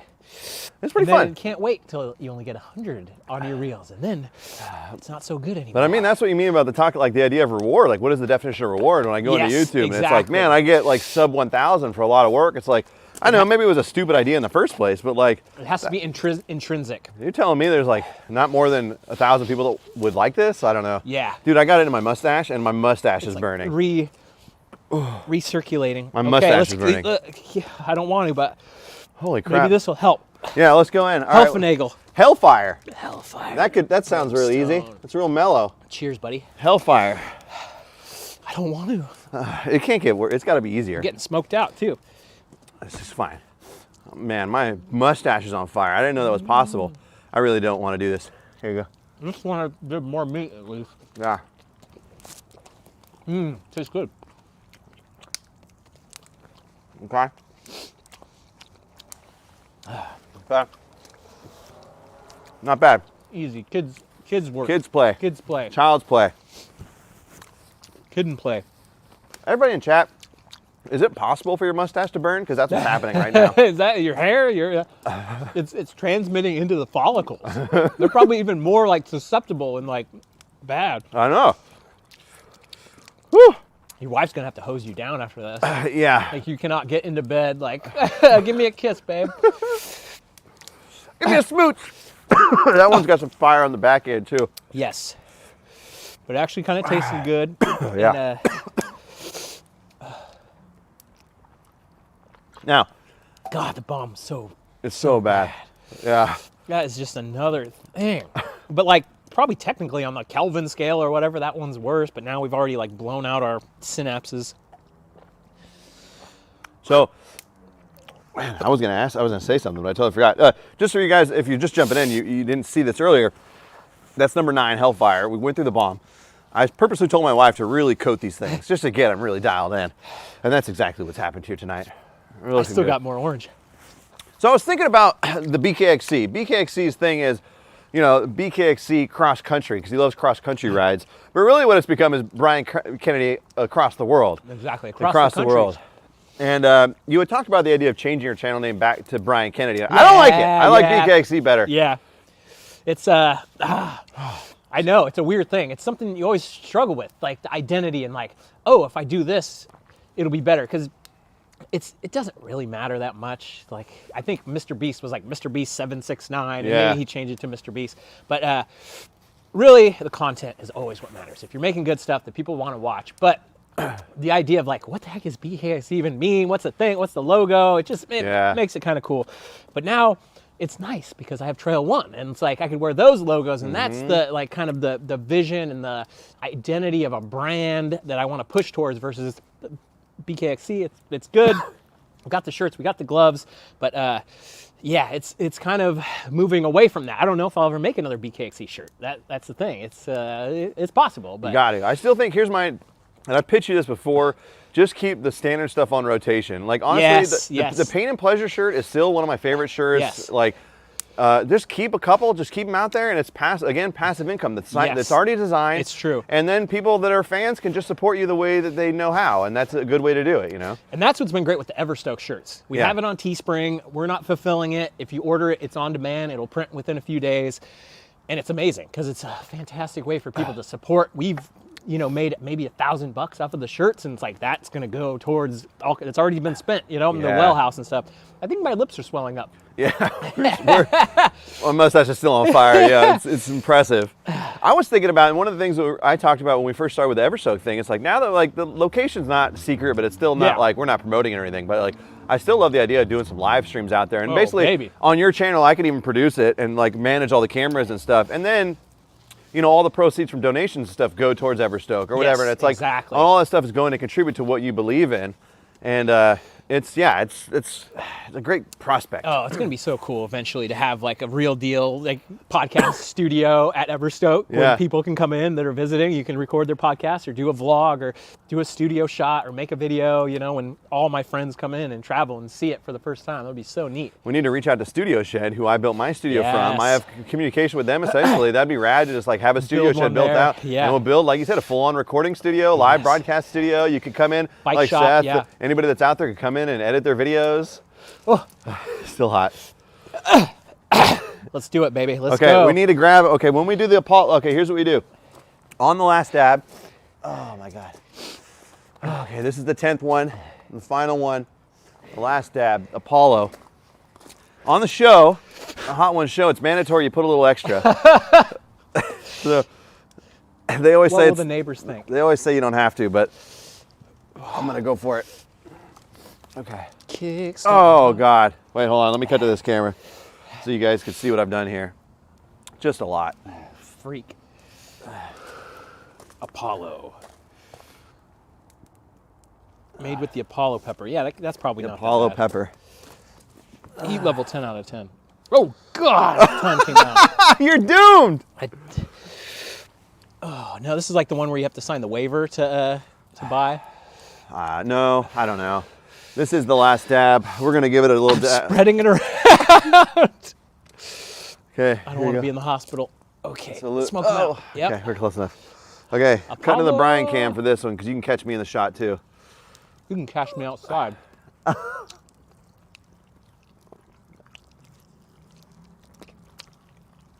I'm going into it. Going in, I'm leaning in hard.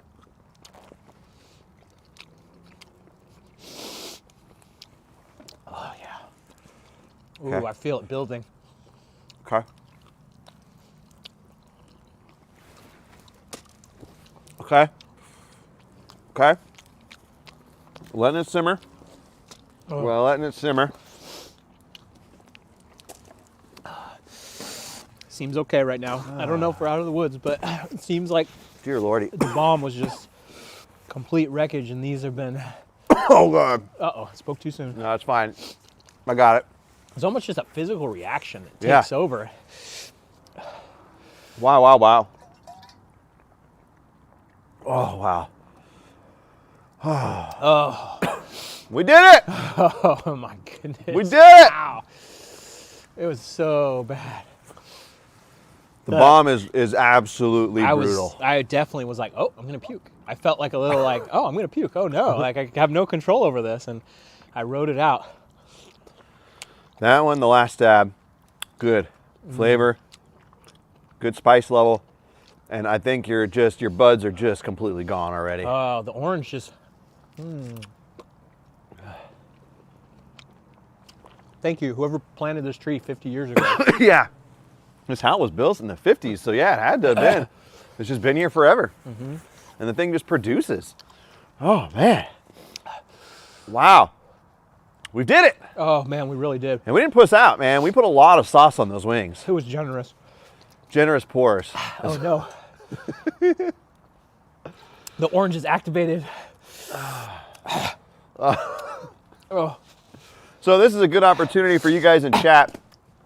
We gotta go back. This is like a long con right now. It's coming in at the tail end. Man. Everything's fine. It came back. No, we got it. It came back. We got it. It's good. Oh, it's good. It's just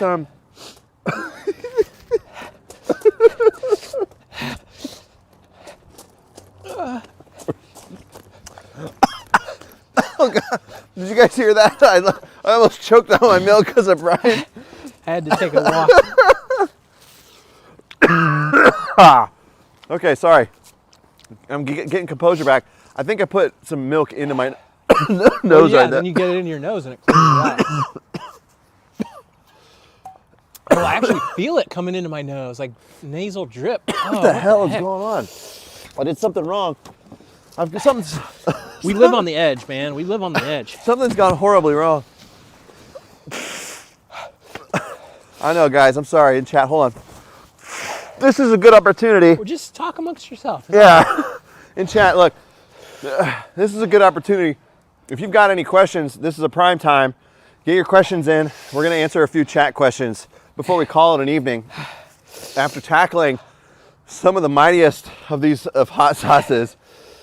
Yeah. You got to run it off. Holy crap. I feel like my pee is going to burn too. Yeah, I'll find out. I'll sample it for you. That tastes a little different than normal. Yeah, give me a little taste. Drink straight from the bottle. Oh, dear God. Yeah, Oh, the water actually helped for half a second on that. This milk is huge. This milk is huge. So yeah, if you guys have any questions in chat, this is a prime opportunity. We've talked about a lot tonight with Brian. There's a lot of stuff going on.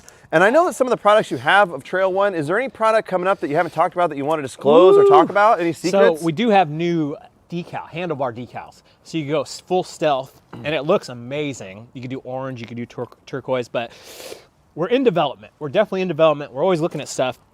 We want it to be great, but we also got to build something from the ground up. I don't appreciate beating around the bush on this question. I'm talking about new product. That's what I want. I want a scoop. We want everything. We want wheels. We want frames. It is funny though. It's like there's plenty of people asking like, "Oh, you guys gonna build frames?" It's like, have you bought a stem yet? If you haven't bought a stem yet, like to ask that question is like, we got no money. We got nothing. We got to actually take off and actually make things work to be able to do the next thing. Has anybody told you of an idea? It's still hurting. Told you of an idea that you're like, oh man, that is a good idea. Have you anything like that yet? Nothing. Well, yeah, there has been a couple random It's so funny, right? Gravel stuff. It's like, we can't do gravel stuff. We got to really do the best MTB stuff we can do. But I really like the idea of like the changing rope and the travel bag thing. Like I have that bag. It's like a roadie company in Canada that makes those. So doing a better version of that's more MTB, I think would be really cool. So, but then you also have the identity of like, we're a high-end mountain bike company and like, does that fit? So yeah, that's an interesting point. It's all part of it. Because if you're riding mountain bikes, you need to change. You need to bring your stuff around, but you want it to be like bulletproof, really good, high-quality stuff. So the best part is if it doesn't fall under the Trail One brand, it can fall under the BKXC brand. Because exactly. You're well known for the changing I can towel. do that. Yeah, exactly. I've been around Naked Brian more than I care to admit because after every ride, he just gets down to his skivvies under the towel. Whether we need to or not. Yeah, we need to. It's how I assert my dominance. Yeah, I know. There's a reason why Brian shows off his abs in almost every video, or anytime he has a chance, he'll take off his shirt, he'll show his abs, and he'll assert his dominance on anyone in the room. Exactly. Yeah, I've smoked you out, haven't I? It's all good. Some of this wood couldn't be seasoned, some of it might not be. Who the hell knows at this point? We have survived the Hot Wings Challenge. Everything's back under control. That was so good. That was really fun. Okay, we're gonna see if we got any questions in here for you guys. Yeah, Mesha says we are not riding tomorrow. Oh man. Okay, hold on. We're getting it under control. Everything is gonna burn. Yeah. We have to do an update, story update from the Golden Throne. 100%. 100%. It's coming out the other way. Yep. Have it turns in, ready for tonight. Yeah, next trail component. Yep, JD, it's funny, I just asked that. So yeah, next Trail 1 component. So he's working on stuff in the background. So far you guys have handlebars, grips. You got two versions of the handlebars. You have the alloy, and you've got the carbon, and then you just released stem valve stems. Valve stems, tubeless valve stems, which look really good. Yep. We also have stem bolts, titanium stem bolts, where the gold version of those like looks so cool. So cool. Oh, I saw those. Yep. Black and gold. We want to get the same gold for the valve stems because it's just a no-brainer. Yep. So yeah. And we're gonna, I think we'll do some blue grips as well. We just got to figure out the right blue to do and all that stuff. Yeah, there's more coming up. That's one. We want to do blue grips. That's a cat out of the bag. Yeah, Charlie's gonna call 911 for us. Yes. Feeling verklempt? Yeah, a little bit. It got to me for sure. Oh, we still have s'mores, by the way. Oh, yes. Yeah, we're gonna break out the s'mores. Oh God, I lucky had the camera on you. Yes, so we will. Let's do s'mores and chat. So. S'mores and chat questions is what we're going to do right now. I'm going to grab these so we can get started. It's been so good, too, with the Trail 1 Instagram and getting feedback from people and just, being in the trenches and hearing what people think and seeing people share their stories. And everybody that gets the grips, they love them. So hopefully some people got the grip from the coupon code that I set up. Yeah, if you guys didn't hear that earlier, tell them again real quick. I'm sure that 3 people got them. I haven't been keeping up on chat like I normally do. Gave out 3 free grips with the coupon code Calirado. And yeah, hopefully people got them. At trail1.bike. Trail1.bike. Oh, what the heck? We've got the Reese's peanut butter cups too. Oh, baby. So this is going to be very controversial, but I don't like to char my my marshmallows. What do you do to them? I just try to get them just cooking. Warm. Exactly, but I don't like to keep the carcinogens and the flame and everything. Okay. It's just not. Oh yeah, let me just get a couple. Yeah, do your thing and then I'll grab some. Another question's Tums. Yeah, we need Tums. Tum. No, I'll be fine. Come on, I'm gonna sleep like a baby tonight. You guys are making a big deal out of this. He says somebody's saying tools built into the bars and stuff. It's like like kind of a one-up components kind of thing. There's definitely room for better tools. We're working on that. We've been thinking about that from the beginning because a tool pouch that comes with all the tools. Like right now, you can get a pouch, you can get the ratchet, you can get this and that. It's kind of that's definitely a problem that hasn't been solved yet. So that is something we definitely want to go into. And like, how do you strap it? Is it a frame strap? Is it a thing? The thing is, it's like one-up components built their brand, I think, pretty nicely, and they have millions of dollars to be able to put in R&D and like be able to do stuff. SRAM, when they'd come out with Eagle, so much goes into that. So we still have to crawl, then walk, then run, and it's very possible. Yeah, I think Specialized started by a guy importing Italian parts because it's like, I couldn't get this type of pedal or crank, and it all starts somewhere. Travel bag that fits in a full face helmet. No. Thanks, Michael Bike. Yeah, this setup it turned out really good. Gravel bike bars coming is a question from Crispy. No gravel yet. Okay. Oh, it's starting to settle in. Like I'm feeling okay. Yeah. It's starting to die down a little bit. We're doing good. I think the s'mores is going to help. What is your favorite bike part, Cooper says? Bike park. Oh, he says bike part. Oh, bike part. like something that I would say the Axis dropper post is kind of the coolest bike part right now, because it's a poop load of money. It's expensive, but you can theoretically, if the standards don't change, you can take that seat post out, put it on different bikes if you have different bikes. That's a great point. Or take it to your next bike. You can take it out and clean it, and you don't have to worry about the wires. It's very cool. The wires, it's a very innovative, awesome product that's kind of a game changer, where nothing in mountain biking is buy once, cry once, but that, I might have the same one for 5 years or something. That's pretty cool. It's funny you bring up a great point, because like I've been very like vocal about the whole wireless shifting thing. I'm like, it's solving a problem that doesn't need to be solved. Yeah. But there's obviously benefits. It's good. But like then with the wireless dropper, you think about the convenience factor of being able to get it out. Get in there, it's clean. Like, oh man, that's building a huge your own deal. bike. And the wireless shifting, it is definitely a luxury, but it's pretty good. I'm highly likely to convert. At some point. Eventually. And that's the thing. They get the price down. Everything starts out expensive, and it's pretty cool. You just got to keep those batteries charged. Yeah, that's I've known of people that are losing them. Imagine like having an e-bike with wireless parts. You're charging your bike, you're charging your parts. Oh my God, it would drive me crazy. Synergenic. Yeah. And you know as well as I do, as YouTubers, we gotta charge GoPros, and we gotta charge cameras, we gotta charge drones and mics. And it's all ridiculous. That other stuff. I think there's probably going to be some breakthroughs, hopefully, within the next few years. I'm very optimistic, and I'm very future optimistic about breakthroughs and exponential growth and all that stuff. And solid state batteries. Oh, almost lost it. Oh, almost lost it too. There's a concept where it's a solid state battery where you can just charges instantaneously. Really? It's just a concept, obviously, but like that would be so neat. We have seen so much throughout our lives already, and I think we're going to see a lot more amazing things. I think I've made a terrible mistake here. One thing that's especially hard about eating s'mores when you have facial hair is that it gets just everywhere. When I had the beard, it was just bad, real bad. My throat started burning again. Yeah. Oh my God, I don't even know where to start here. I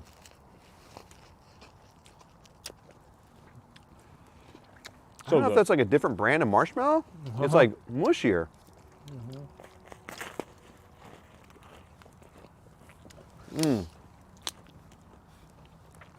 This is helping. Yeah, definitely. It just makes you feel good. We have we've done a couple fires up at Everstoke. We got an old washing machine tumbler, and it's so nice. It's just during the summer when it gets so dry, it's such a crazy thing. We almost have to like lock that thing away, but sitting out at night. This reminds me of a high school all over again.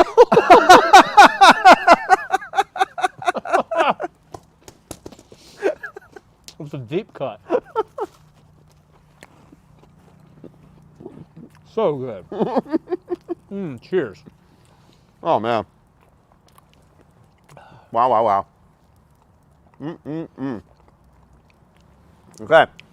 Yeah, bike frame Cooper he's talking about. He's got to get started first. So, we do have some wet wipes. Perfect. Thank you, wife. We have trails all around them, 30 minutes to an hour. Yep. Lots of great trails close to Everstoke. Now, there's a couple questions that I have before, because I don't care about what chat has to say, all right? It's more important what I have to say. Of course. So, don't let me forget this, all right? One, I already forgot one. Yeah. But, okay, so the first one I really was curious about is because as someone who's traveled the world all over the place, you've been to a lot of places, oftentimes people will ask you, like, what your favorite rides were. And I'm not going to ask you what your favorite ride was, but what I'm going to ask you is maybe what was one of the most memorable experiences. So, for example, like, Tibet's a great example because Tibet is like historically was not great riding. No, not at all. But maybe that like getting chased by a yak or something was like a memorable experience, right? I went back and watched those videos again for the first time in years, and I was like, wow, this is a fun trip. There's like 5 or 6 parts to it. And I kept it entertaining and awesome when, the actual riding was like, not really much single track. What the heck's going on here? So yeah, that was an all-time experience. And when you say that, some of the stuff that comes to mind trail-wise is some of the stuff in Arkansas, that Devil's Den where there's this whole, and that was one part where my GoPro actually I remember we were talking about that footage. I had to actually go frame by frame and reorganize the frame. Weird. Explain that a little bit, because this is the audience to really cater to the, because you guys get some of the behind the scenes stuff, because like you guys don't always get to hear, these people don't get to hear this stuff. Yeah, because I actually just did a first test with the Hero 10 and just edited that video this morning, and that'll be out eventually, kind of like, okay, is the Hero 10 worth it? And it froze up on me twice during the ride, which is just ridiculous. And in my final monologue of that video, I was like, I can't remember a time when the Hero 9 actually locked up or glitched on me, but that was the one time at Devil's Den in Arkansas. Super cool area where most scenic experience on a bike ever, where you go under these dripping caves and then you go around these rocks, and basically the footage got weirdly out of sync with frames, where I had to chop every frame and reorganize every frame manually. It would be like there was some algorithm to it's 2323 screwed up, but I had to go in reorg, and any other place on earth I would have been I lost the footage. It's not gonna work. But I spent like 6 hours like putting together a boat inside of a ship kind of thing, like, oh, this frame goes here, and you can tell immediately if the frame is off, and then you rebuild it and you go, and it was totally worth it. So that was an amazing experience. Also, all the good places in Florida. Santos is this awesome place in Florida that has all these wood features, and they build all this amazing stuff out of nothing. And that's the template for anybody. It's like, if Florida is flat land and they can build fun out of nothing, there are some little natural features there, but there's the example right there. Building wood features that are like a roller coaster that's all pump and just cool skinnies and stuff. That place is fantastic. Yeah, that looked really cool, and it's interesting what you say. It's like you don't need elevation to create, and that's why the idea of building like stuff out at Everstoke is really fascinating, because the idea of building some wooden features, because you can take something that there's elevation out there, but there's not like whatever. So then you can come in to one of those valleys and build some crazy wooden features and just make it this wild ride. Definitely. And had I not gone down to San Diego and saw Sky Park and stuff and seeing what they've done with that, they don't have a ton of elevation either. Easy climbs up, it's all but creativity. Super fun, creative rides. It's like, wow, that really opened my eyes, and it's like anything is possible. By the way, when BCPOV came out, he checked out the property, I assume. Yeah. What did he have to say? He was loving it. Like, he wished, like, he would have stayed longer if there wasn't a snowstorm coming. So it was like legit, that's when the snow came, because we were looking at the forecast and it's like, it's gonna snow. And then that was the first real snowstorm where snow was still on the ground, the temperatures were crazy, and it's like, all right, so he headed further south.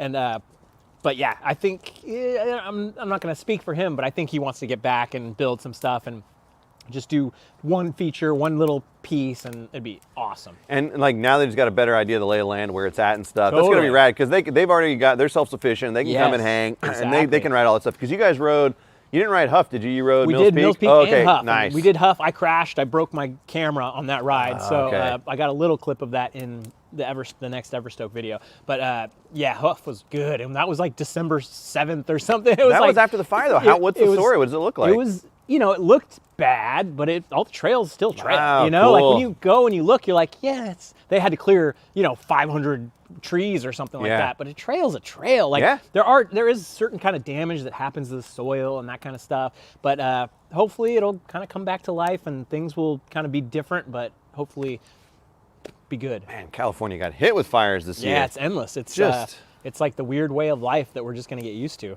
Just crazy. Okay, stand by. We're going to catch up on a couple chat questions before we close it out for the evening. We've been at it for an hour and 45 minutes almost, so we're in good shape. Good, I like your style, Brian. I'm going to make another one too. Yeah. Okay, what world do we live in when the Bengals win a playoff game and the Bills are destroying the Patriots? Uh-oh. The Patriots, come on. I mean, they're good. They've always been good, but they're more of a coach than a franchise team. It's all about the quarterback in the modern NFL, and name the Patriots quarterback. That's all you need to know. Yeah. Unprofessional Kyle says, I love the dichotomy of the wet ground at Brian's feet versus the paper towels at Joe's feet. It's like there was a party here tonight. What the hell happened at this place? Yeah. Oh my God. What do you guys think about the RockShox flight attendants? Oh yeah. The idea is really good. So that's like it's almost like the ShockWiz where it's thing. like governing it on the fly? Yeah, exactly. It's probably a little bit of ShockWiz tech built in with a little bit of telemetry tech, and I think it's an awesome idea. That's where everything is going, and where it basically senses that you're climbing and it locks your suspension out, and then it senses that you're downhilling. So all this stuff to us is like, oh, how could a computer know? Oh, well, how's it going to be automatic? But all this stuff is going to be getting better and better and better, and all the little, you're just going kind of on a flat surface, so lock it out kinda, and it's all going to be for good. And right now, it's expensive. It's kind of not beta, but 1.0 technology. So Oh, you doing the I've never heard anyone talk about it. I've just seen the ads and seen stuff, so it'd be interesting. I don't even know if it's really readily available yet. Well, here's a question I have for you. Have we gone too far? Is this just something we never ever need or needed? I don't know, man, because that's just the inevitable thing of humans. But we just want to push forward. I know, but I know for a fact, like, and I don't know if I get this from you, if we just happen to have similar personalities, maybe that's why you've been friends long enough, is that you can put you on a bike and we can ride. Like, Yes. It doesn't need to be whatever. And oftentimes, I couldn't tell you the difference. Yes. You know? I don't know the difference between 120 and 130. And honestly, I think most of the people that say they do, don't. Exactly. But I couldn't tell you the difference. Do I need a computer like governing my suspension personally? Absolutely not. Will somebody? Probably. I'm willing to bet Bike Some will be all about it, won't you, Bike Some? So that's the thing. You had a 67 Mustang. Yep. Right? And then 68. 68, yeah. Yep. My brother's was 65. Yep. Josh's was 65. That's right. But that's an amazing experience. Yeah. There's no electronics. You can work on it. Yep. But then the latest and greatest Porsche Taycan, all electric car, batteries, fast as hell. It's going to have all-wheel drive. It's going to have like the lock thing where or track mode or whatever where, what do they call it? It's a launch mode where it's like you hit a button, you mash the gas and then it just counts down 3, 2, 1 and launches the car for you. So all these things come with faster and better, but is it better? At least in the car world, every car now is safer. That's one thing you can say is, whoa, we got a hot one. I got that dangerously close to the mustache. So that's the thing. It's whether you're experienced or not. But the thing is, is, like trying to buy a car right now. Like, oh, I don't need power windows. I don't need, ABS brakes and all these little things where you're like, that's the way it is. You can't get it without it. Are you comparing governed electronic suspension on a mountain bike to power windows? Yeah. Fair enough. There's plenty of people. But like, you're one of those guys that would be like, I'd never want to buy an automatic. If you got like the latest and greatest sports car, you'd be like, buying an automatic is absolute trash. That's the worst thing you could do. I know that they're superior, but I don't want it. Yeah. Exactly. Yeah. It's the same Venn diagram of like, eventually the bike is just this robotic machine. It's like, what? It rides itself. It has like self-propulsion. But the bigger problem that I see is that the fact that like a bike frame is $4,000 and then that's not even the parts. Like at some point it becomes just like the housing market, inaccessible to anybody, which is why stuff like the Ibis AF is like such a great product. It's like hard to even match that on the market. Yes, because it's the best bike geometry with the actual reasonable price. And the only reason they can sell these bikes for this much is because we pay the price. That's the only reason you can sell a house for $1 million when it was $50,000 30 years ago is because people are willing to pay the price. So it just builds and builds and builds and excludes so many people. And you could buy a $300 bike. And that's the funniest thing, isn't it? If you're a guy on the street and say you want to get into archery and you're like, I'll get a $300 bow. That should be good, right? And I'm sure it's the same thing as mountain biking. I'm sure it's like, well, you could get a $300 bow, but do you actually want to hunt anything? Like, so it's just so crazy that we're like a stereo system or something. Us coming off the streets, like, okay, I'll spend $1,000, and it'll kill you to spend $1,000, but you're like, yeah, okay, hope you enjoy that stereo system. It's $1,000. It's brutal, and that. But that's the market, right? It's people like Specialized in Santa Cruz that sell millions of bikes.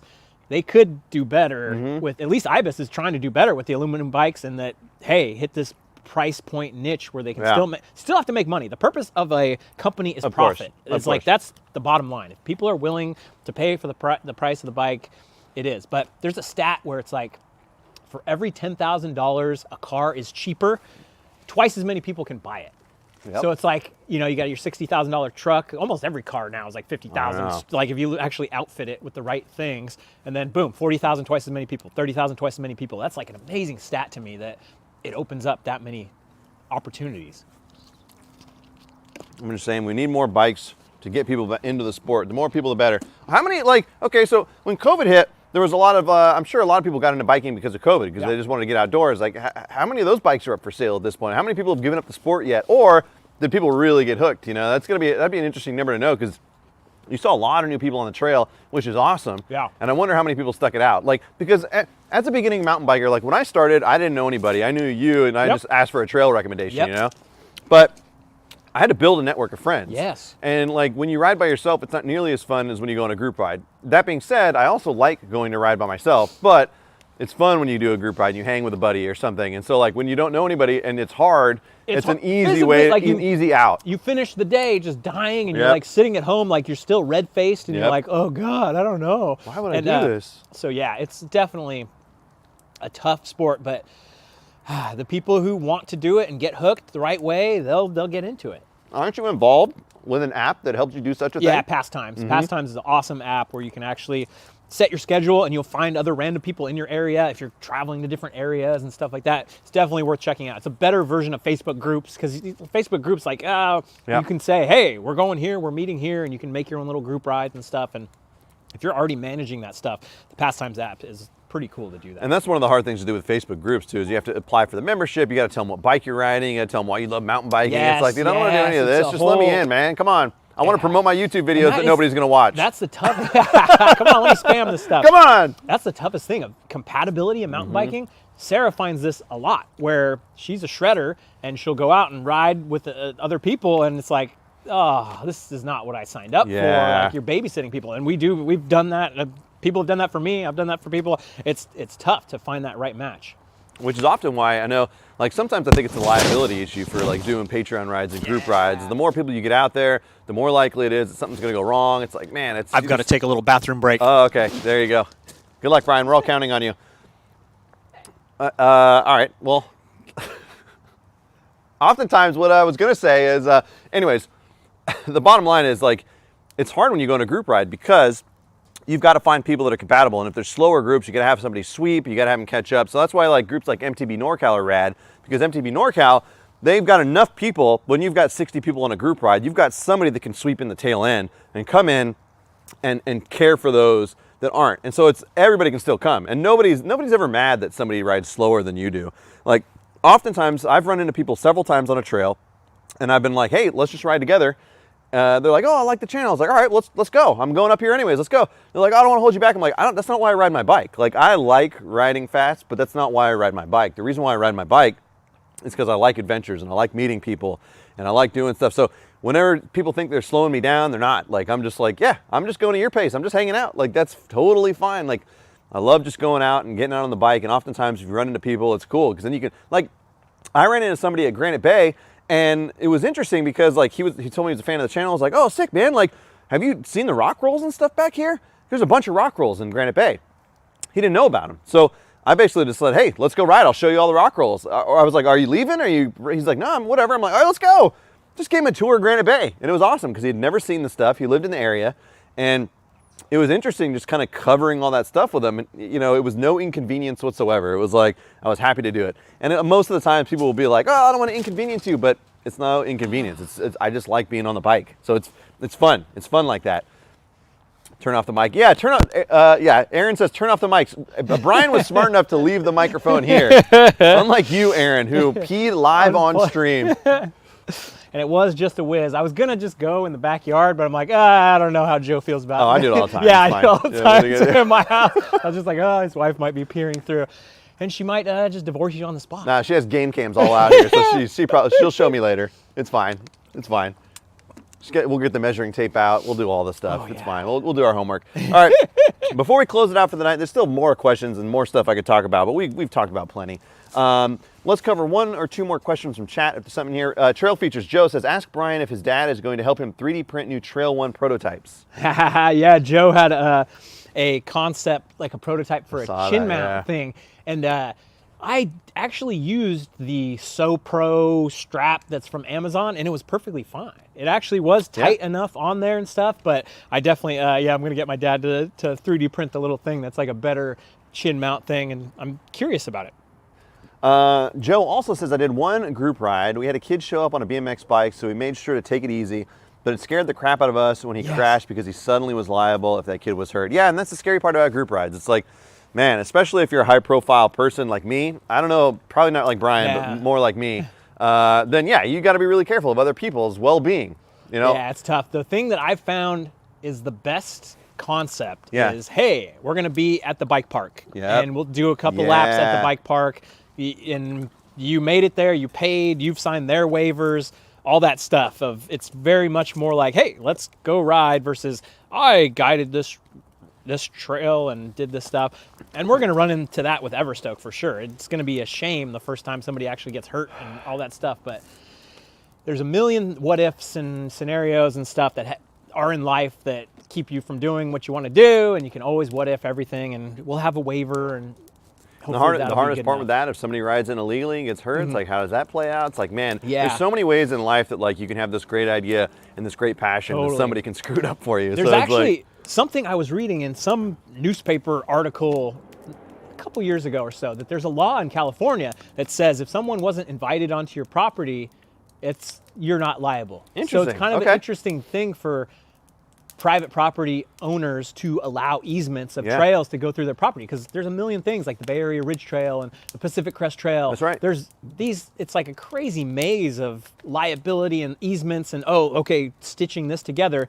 And one cool law is that, hey, no, it's like if you weren't invited on their property, you're not liable. And I don't know if you've seen Eric Porter. He has all these that's right. slides Yep, in his yep. backyard Yeah. and giant jumps. And he was like, I didn't care about the waiver. Like, who cares? I'm just inviting my friends over. But someone gets paralyzed in your backyard, the insurance company is going to do whatever they can. It doesn't matter if your friend wants to or not. If the cost of living for your friend now turns into $1 million a year for, building an exoskeleton, the insurance company is going to come after you one way or another. So it's like the waiver is a necessary thing, and it's such it's the ultimate lame thing too, of like, what have we come to? Because at least if you've ever seen the documentary Hot Coffee, it is the ultimate. It is so No, but cool. I remember the hot coffee controversy from Grand Theft Auto. Oh, yeah. You remember that? Yeah, there's this thing, if you guys are familiar with this, like basically it was like a porn something hidden in, somebody found the code that it was deleted. It was like this, the porn sequence, and they called it the hot coffee thing. Oh, that's so... Okay, sorry, that's what I remember. The concept is, we all remember the lady that sued McDonald's because she spilled hot coffee on that's herself, right. and it was like $100 million lawsuit. right. So they asked a bunch of people on the street, like, what do you think about that? And they're like, it's bullcrap. That's ridiculous. Why should you be able to sue McDonald's for spilling the coffee? But throughout the course of the documentary, you learn that was completely right. That she got burned ridiculously, almost died from it. Yeah. That McDonald's had been warned time and time and time again, the coffee is too hot. There's when you are that reckless, it's going to hold up in court. If at Everstoke we knew that there was a log that jutted out that was a sharp stick, and people passed it, almost hit it time and time again, and said, "Hey, Brian, Aaron, what's the deal with this? You need to fix this." And year after year went by and we never fixed it, and then somebody gored themselves on it. That is reason to sue, and within a jury of reasonable people, that's all the law is. It's a jury of reasonable people. So when we hear about somebody who broke in and fell through the skylight and then sued the company owner, there's something there where they settled out of court or something else. It's not reasonable people on a jury deciding, wait a second, McDonald's was totally wrong here, and it's the basic idea was like, you fine them $5,000 per restaurant times 100,000 restaurants, and all of a sudden it's $1 billion suit. My math there doesn't add up. But that's kind of the concept, is that even waiver, no waiver, it's all about the grievousness of these guys were doing shuttles all the time and they would never tie it down. We had photos of the bikes getting bounced off all the time, but it doesn't matter if I signed a waiver when you are being negligent and something is wrong, and then you take it to court, and it's the one place. This documentary is amazing. Hot Coffee. Where's it on? Is it on Netflix or is it YouTube or what? I watched it on like a DVD years ago or whatever, but hopefully a digital video disc, you say, exactly. Huh? How about that? 100% check out Hot Coffee, because it's very interesting. It really is about the little guy suing for what's right, and in America, you have the opportunity to have your day in court, and it's pretty inspiring, actually. Okay, interesting. So as we close out the live stream, this Fireside Chat, where we endured fiery wings that nearly destroyed us, I'm pretty sure I got milk coming through my nose still. We survived this thing. I always think about like somebody of your stature who has a lot of experience in this industry now at this point, which is the creating game, the YouTube game and all that stuff. And you've got all these people up and coming trying to be the best, which is now a very saturated market. But is there a singular, maybe even a couple pieces of advice that you would give them to be, maybe just get them started or get them going in the right direction? Mindsets. I know you're big into audiobooks when you travel. You're a lot of motivational audiobooks, David Goggins, things like that. Are there like something that just stands out that's like, just you should just know this going in? Yeah. Oh, this is something I could talk about forever.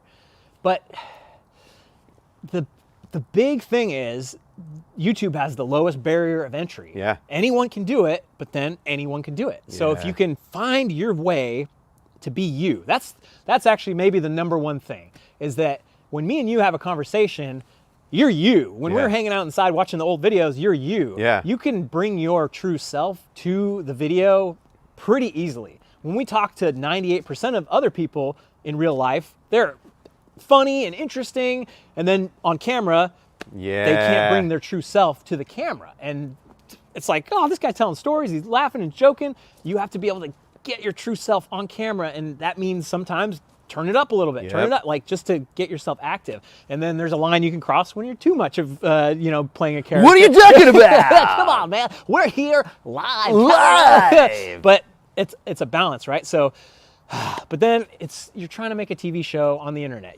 People are spending their precious, precious time, like they are right now, listening to us talk and hopefully have fun and enjoy. It's a Saturday night. We're having fun. So you have to entertain people or educate people or just make people feel something. It's not just, okay, we did this, and I have a lot of those videos where it's like, oh, I thought this would actually be good, but it didn't find its audience, and didn't make people feel anything, so they're not going to share it with anybody. And it's a complex, complicated thing, but you'll never know unless you try. But the idea of like, you got to change it up, you got to keep going.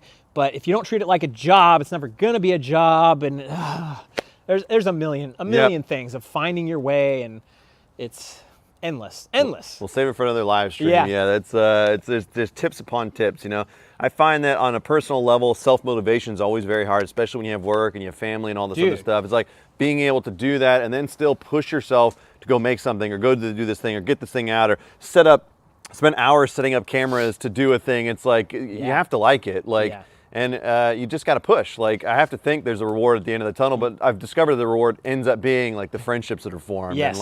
And it's like, you think like, oh man, I did it. Like I did what I set out to do faster than I thought, because I know a lot of people and they're all great. It's like, wow, but you got to keep pushing. Gratitude for that. Like, you're an amazing example. This guy's got 2 kids, he's got the job, all this stuff, and is still able to carve out time, and because you're just so active. Like you're not just sitting around doing nothing. You'll watch some stuff, but if you sat down and really timed it out how much time we waste, there's a lot of time that we waste. And I am still guilty of it too when I watch a 1 hour long Sudoku video last night, that kind of stuff where it's like, but we all kind of need to chill out and veg a little bit. But if you're not getting where you want to go, that's time that you can point yourself in the right direction. It's totally up to you to do it. And that's the hardest part. It's like, because everything in life is self-motivated. You want to work out, nobody's going to tell you, hey, let's go work out. You got to go work out. You want to make a video, nobody's going to be like, hey, you need to get up and film. Like, every little piece of everything that we seem to do is always like, you have to have yourself doing it. It's like, that's a hard thing to overcome sometimes, because like,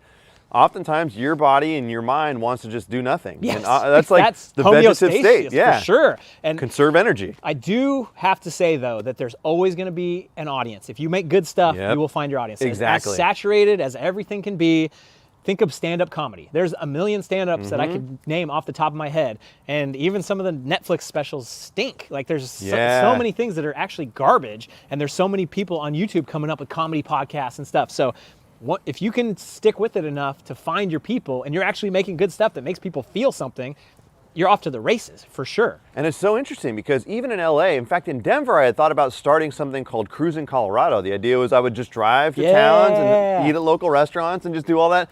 I never did it. I totally could have. There was nothing holding me back other than myself. And really it was like, oh, I don't have the right cameras. I don't have the right lights. And as a result, I held myself back for a long time. Like it wasn't until, and then, I thought about doing something in LA. I had this gaming channel. I had a logo made up and all this stuff, and I had all these like ideas of making this stuff. And again, what it was your like name?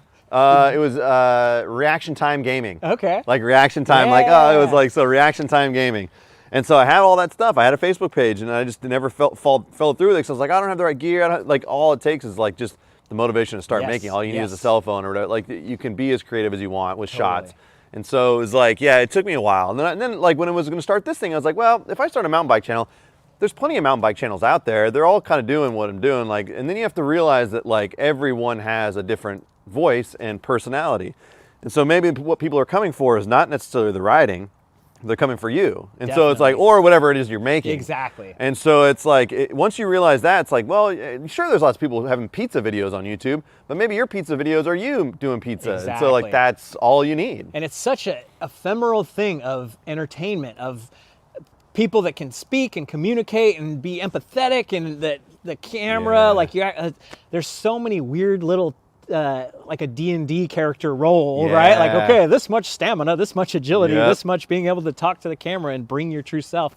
And I had tons of experience, well, not tons, but tons of experience video editing at the newspaper, and I did like voiceovers on the football games, and then I did an audiobook review channel on YouTube. Okay. So I had like 30, maybe I didn't know about 30. That. I knew about the sprinkler one. Yeah, exactly. I did like 10 or 15 audiobook reviews because I love audiobooks. Yeah. And it was basically because there's a guy that I sat next to at work that had a YouTube channel.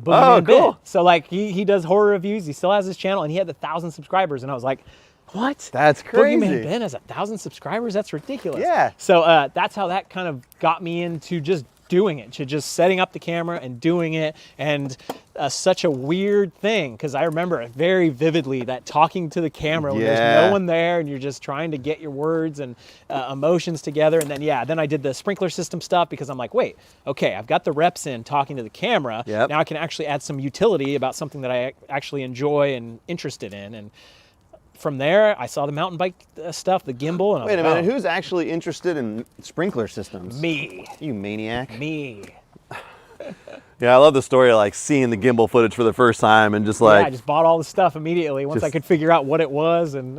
It's an untapped market, man. The rest is history. Yeah. And you think about, like, and we'll close out with this too, you think about like the amount of people you have influenced over the course of what you've done, and it's funny because it's like a simple concept. It's like, oh, let's get a camera on my chest and show you what I'm doing. Like, basically like, oh, there's nothing fancy about that. It's a simple concept.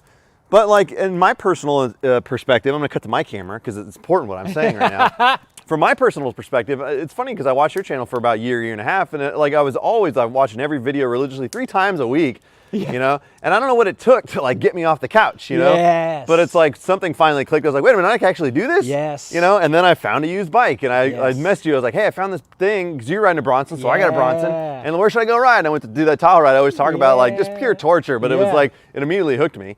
And so like that catalyst is what started the idea of like, oh man, the outdoors is rad. And I used to go camping and all this stuff. And so it really just sparked the flame again and got me back into fishing and kayaking and mountain biking and riding and hiking and all this stuff. And it's just like, and think about all the people that have like, I know, that's just one story. It's the most amazing thing. I say it all the time, if I go back and I have to go work at McDonald's tomorrow, I will hang my hat on that.